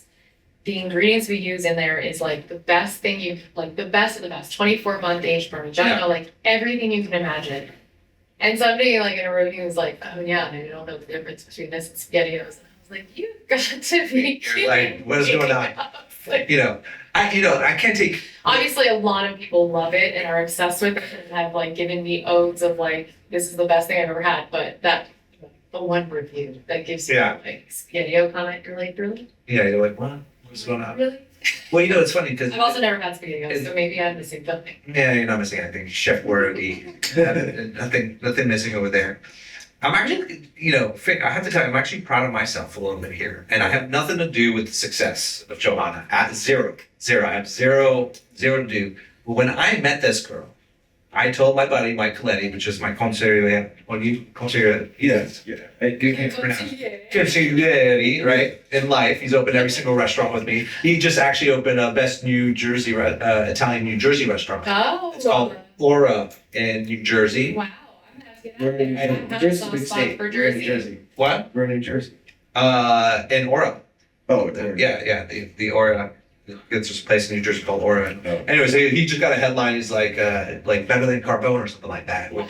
Which I was like, okay, good for him. But he was there. He was there, and I was like, this girl. I was like, she is the shit. You just wait and I was like, you just wait and see. I don't know what the fuck she's gonna do, but I'm telling you, she's the shit. I know it. I know it in my bones. And she's the shit. She's the real deal. It sounds like I've heard of a restaurant in DC being like this authentic since like Aqua in like Barracks Row. Yeah. I mean, I can't even name another That's my favorite restaurant. Italian restaurant. There's a ton of other great restaurants in DC. We're not going to shit on the DC scene because you'll get in trouble, like I did years ago. But no, this is the real through and through, from to the cup to the straw to the hello to the service to the pastas to even the oh no, we use a couple dry pastas because And it's a not the dozen same thing, every second of the experience is thought of and almost like scripted. Each. I mean, I have to say, like Italian cuisine, especially. There's a really good documentary for anybody who's interested. It's called Food on the Go. It's on Netflix, I think, but it really talks about like the immigration of Italian food into the U.S. and actually in Argentina. And I think like in its own place, like Italian American food is its own thing, and it's amazing as it is. Like I went to New Jersey, it's really has Sure. Yeah. Menino's off of Exit 8. Yeah. Buffalo chicken pizza, go get it. It's great. But there's like something about going to the root of what Italians really mean when they do what they do with slow food, slow living. And, everybody goes to Italy and they're obsessed. And they're like, why do I feel so great here? Why do I lose weight when I'm here? So I'm eating pasta. I'm doing all this. It's like, if you do it the right way, the real way, you can leave my restaurant and you feel good. You don't feel like you just ate like a huge portion, Sure. Dying and keeling over. Or you're not, drinking water in the middle of the night because you had so much bad salt that all of a sudden you're just so thirsty.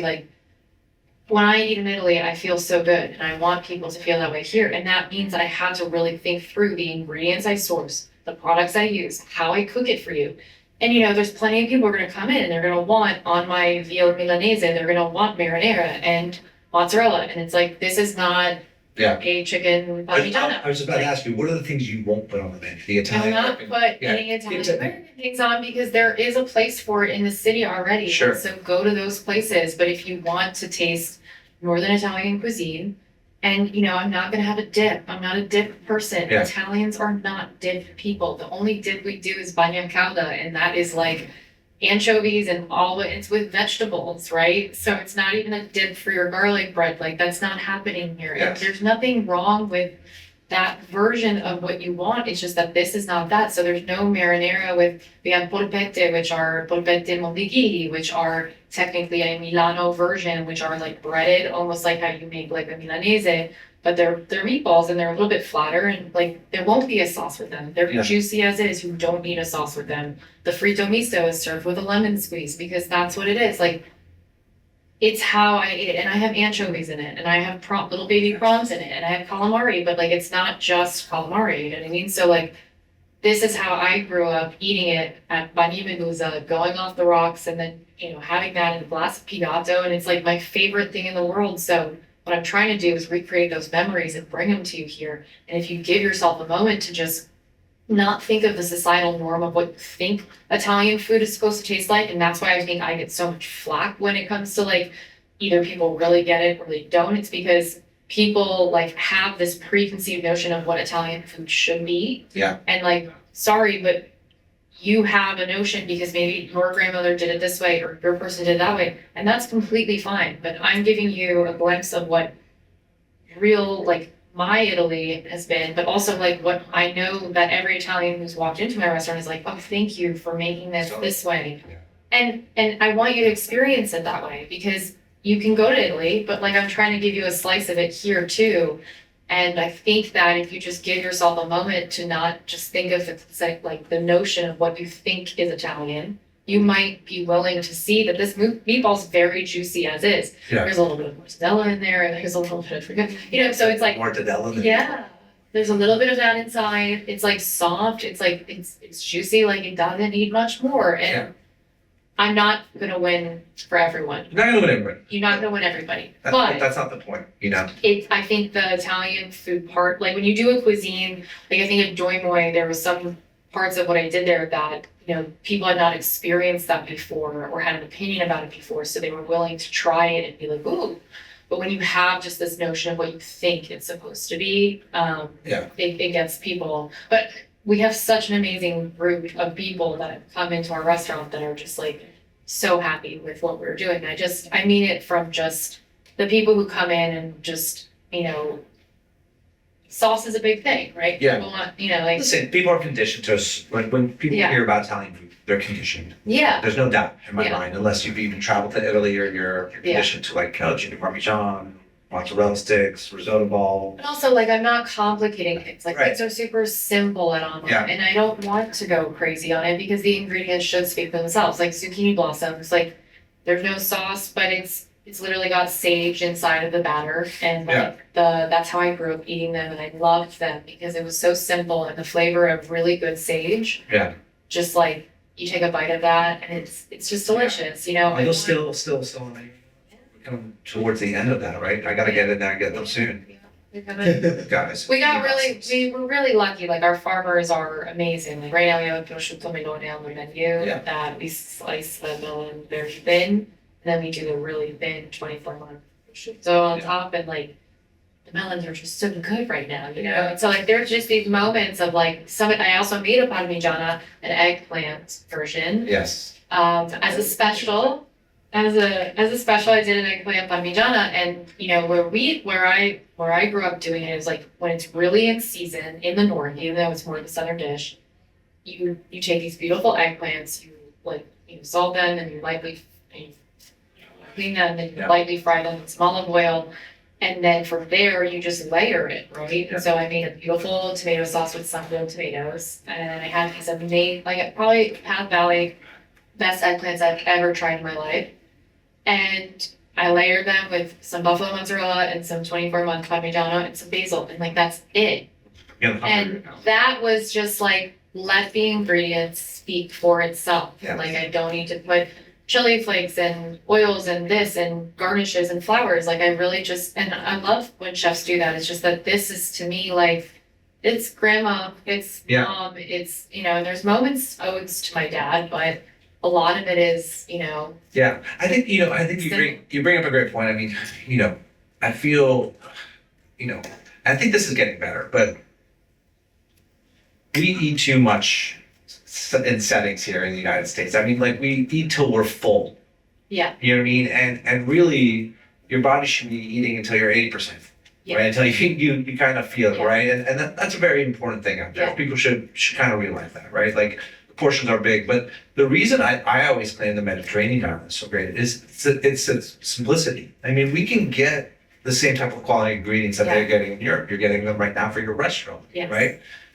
But it's like we don't complicate the dishes over there, right? And it's just simple, and then you can digest them a little bit easier, right? And you take the time to eat, right? And you should take the time to eat, but also like balance your meal. Like I have the sections on the menu set up, so you have your focaccia section to start. Like we have focaccia di formaggio, which is like a big thing for me. Yes. It's from Liguria.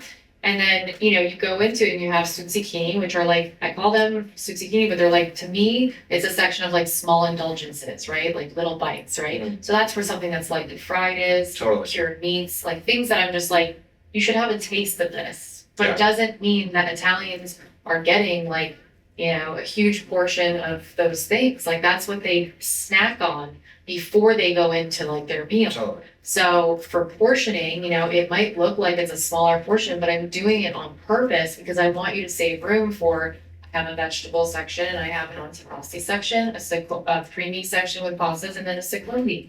And like the whole point there is that you should have a little bit of everything. Yeah. Because if you have a little bit of everything, you're going to digest it all better. Definitely. You're going to feel better. And like, let us navigate you through that experience, But, if you're set on like, I want a pasta and that's like all I want, then go for it. There's nothing wrong with just having a beautiful pasta. But, if you don't do the full experience, you just try to stick to all the little small indulgences and fried things, like, yeah, it's not going to be a well-rounded experience. Totally. So I'm trying to do that subtly on my menu with the portion size and how we're doing it. This isn't like, Filomena style. Yeah, portion, totally. which like Shouldn't be. that restaurant exists already. Yeah. So like Yeah. let them do that, But if you want to enjoy a pasta, and what we like to do with Alma that's different, I think, than most Italian restaurants, is that I want you to share, and not share in a way. Not share in a way that's Yeah, napkin, bro. Excuse me. Oh, I have to go back. This conversation's getting so vivid. We're leading for this conversation. but we ended up doing it in a way that was just kind of like, okay, how can you have enough that you could eat it or you could share with other people? Yeah. And that's like the right size to me, because you could get 2 pastas and you could try a little bit of mine, I could try a little bit of yours, or you could share them all together and then get more things. And I think that's kind of like what it feels like when you go to somebody's table in Italy and eat there. Yeah. You feel like, So what do you look forward to the most? Like you just said swashbucklers, but like what do you look forward to the most in seasonality that only comes in for a certain, like for instance, you guys use reps and stuff like that. yeah, we made like our fish right now has a garlic scape salsa verde that's very delicious, and that's going to be going out of season soon. So like highlight. You know I have a secret, right?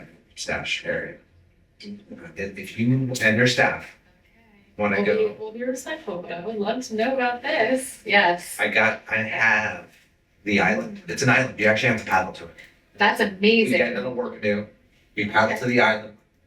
You pick them properly. Yes. Right? Properly. We'll take some bulbs. We're not about taking bulbs because this is a private island and there's so many ramps. You wouldn't believe it. It's Wow. crazy. So we'll have to do it. Get you ramping with me. Yeah, it's been fun because I've been using a couple of things that are more like so example, black raspberry season. I made probably the best gelato I think I've ever made. It was so good. That and pistachio go head to head.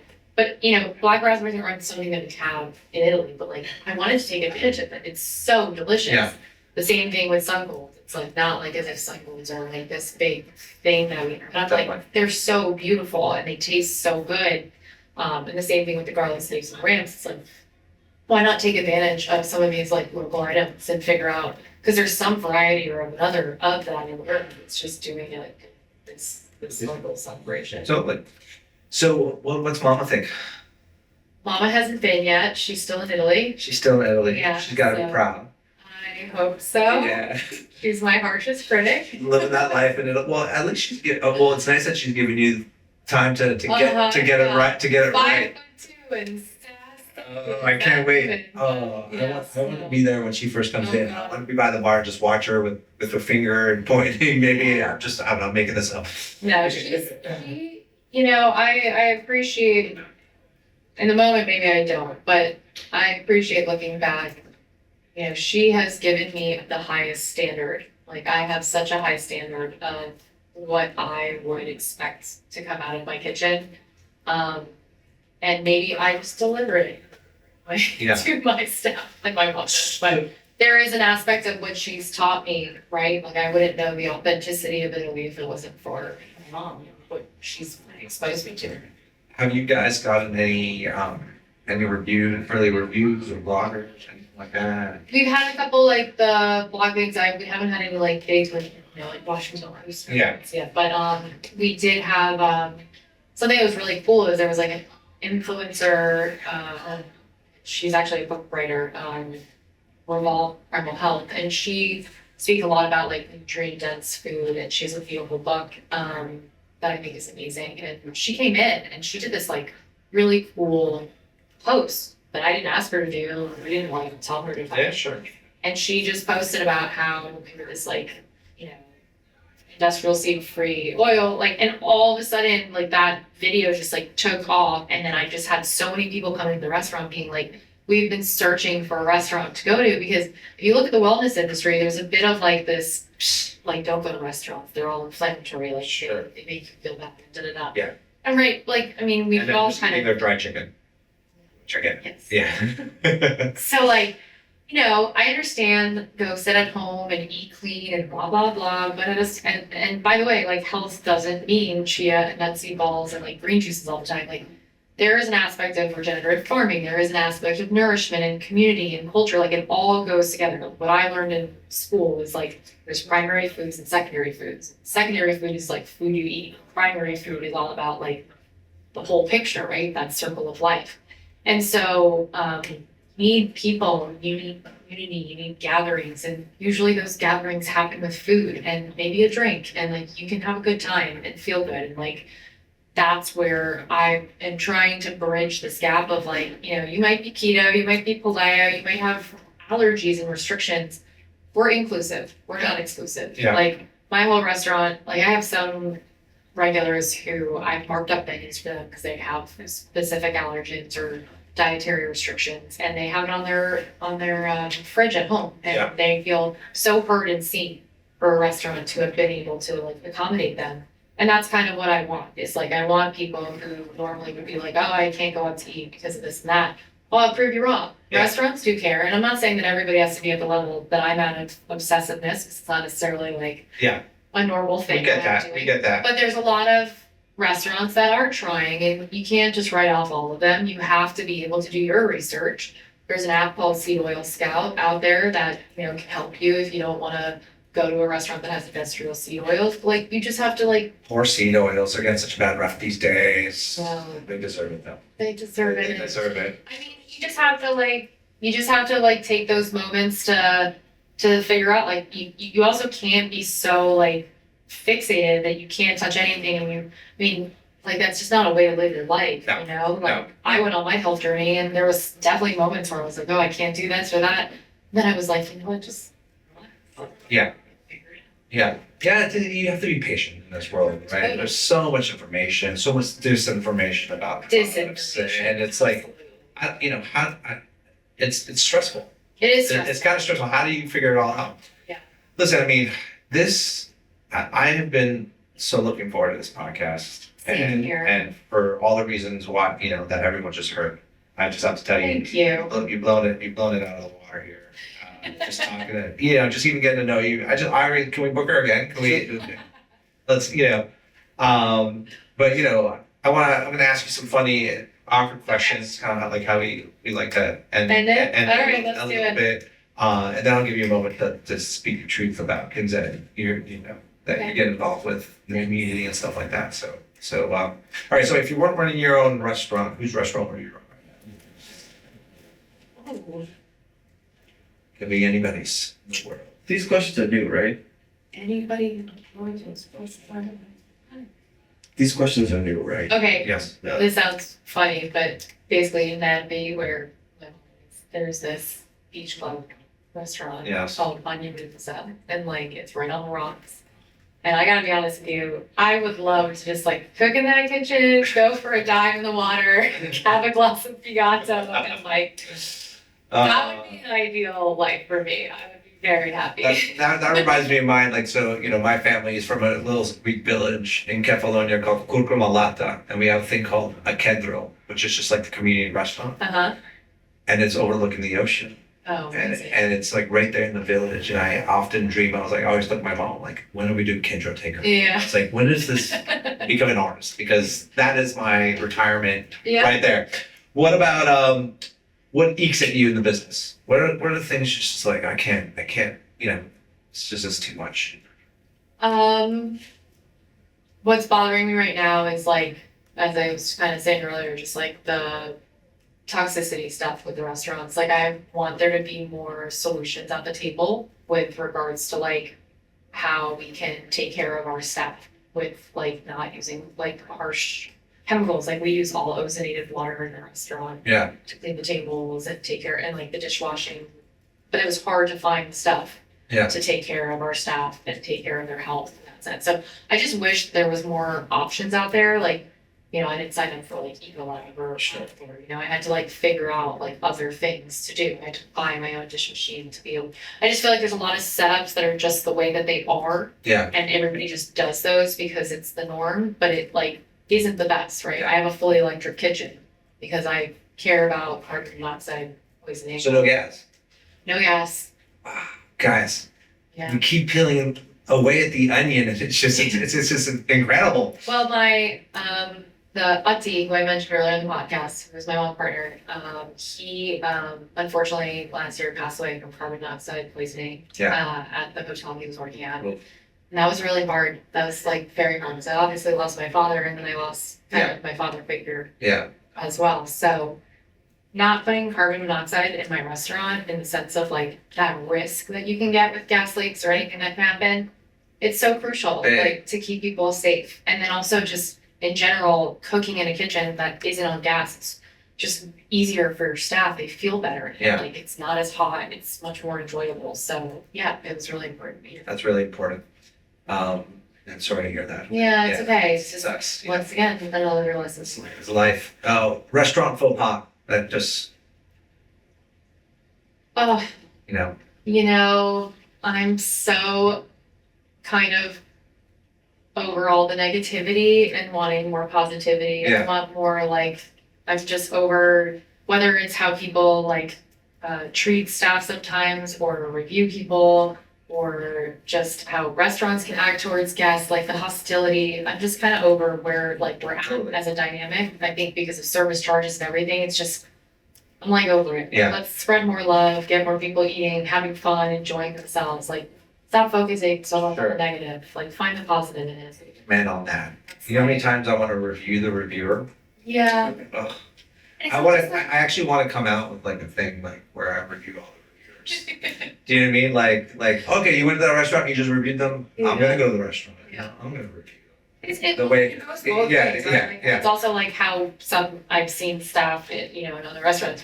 Ugh, what the, I'm like, let's just not like Yeah, if we don't do this tit for tat. Let's just like figure out a way to like spread more love. Yeah. Like, you know, so as I said, give all and wish them all. it. Love it. Fink, you got any surprise questions? No, I'm Really good at this so far. You got zero? zero. I'm just hungry.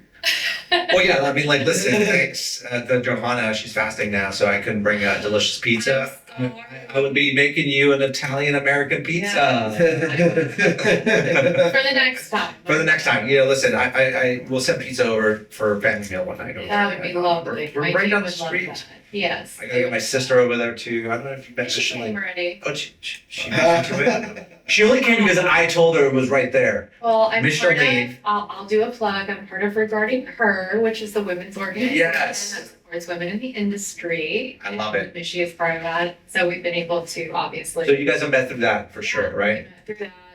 And it's a wonderful organization. I'm actually part of this upcoming thing where it's like 3 moms and 3 chefs. And so we're doing a mentorship program for women who are moms in the industry, wanting to obviously open restaurants. So Yeah. they're doing really cool things. Tiffany, Isaac, and like Yeah. all of them, just awesome. Yeah. And I mean, you know, listen, I grew up in the restaurant industry surrounded by women. Yes. My mother is a chef. She was a restaurateur. You know, my father was just the accountant, right? And you learn from her. So, you know, I'm very proud of you and my sister for being part of organizations like that. I keep asking to be part, but they won't let me because We'll find a way to like I'm a guy. have you.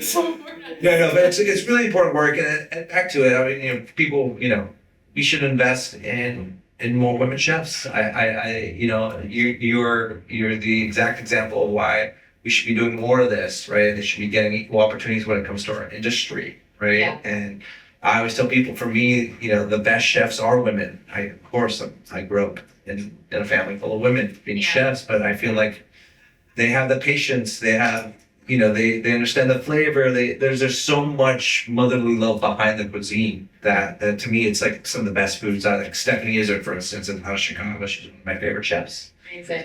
And now you are one of my favorite chefs. And I'm hungry. you're hungry. Okay, thanks, Vic, for coming to the podcast. You're hungry, and you had another good one earlier. I forgot what it was. But Johanna, anything else you want to, let people know, like, website to follow, organizations you're supporting, throw it all out there, your Instagram. So Ama is amarestaurant.bar on Instagram, but it's also our website. And then, I'm Chef Johanna Hellrigl on Instagram as well.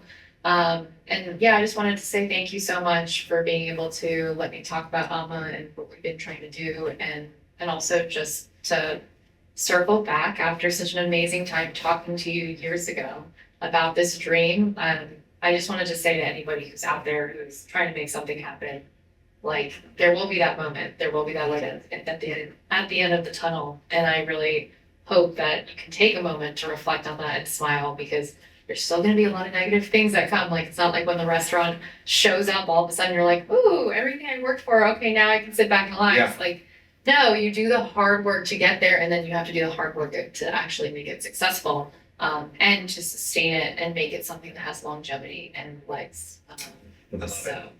I love it. I am a big fan, as you know, and I Right back at you. Yeah. Thanks for having me. I really appreciate it. and I'm glad we were connected. It was COVID got in the way a little bit there, but we should get our families together. We should hang out, and I would love to have you back on this podcast. I know you're going to be busting at the seams. People are going to be talking about your restaurants. You're going to be getting all sorts of awards and nominations.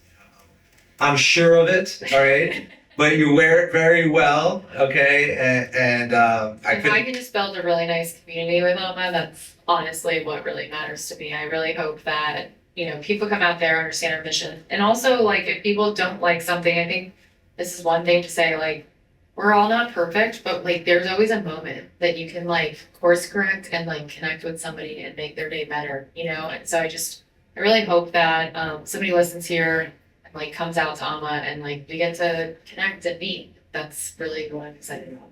guys, that is all we have to say. I'm going to let you finish on that note. It's the perfect way to end. Thank you. Thanks, Spike. Love having you. Can't wait to have you back. Thank you, everyone, for joining us on this captivating episode of In the Weeds with our guest, Chef Johanna Hellrigl Wilder. You can learn more about her restaurant at amarestaurant.bar. A special shout out to our fantastic sponsors, Just Iced Tea and We the Pizza. Discover the refreshing taste of Just Iced Tea at eatthechange.com and satisfy your pizza cravings at wethepizza.com. You won't regret it. Self-promotion. And a huge thank you to our broadcast home, DC Central Kitchen, for their unwavering support. They're not just serving up food, they're serving up real change. Learn more or get involved at dccentralkitchen.org. To catch up on past episodes or subscribe to future ones, head over to the intheweedspod.com, Apple Podcast, or Spotify. The kitchen may be closed for now, but the conversation never stops. We are 86 for now. Until next time, everybody.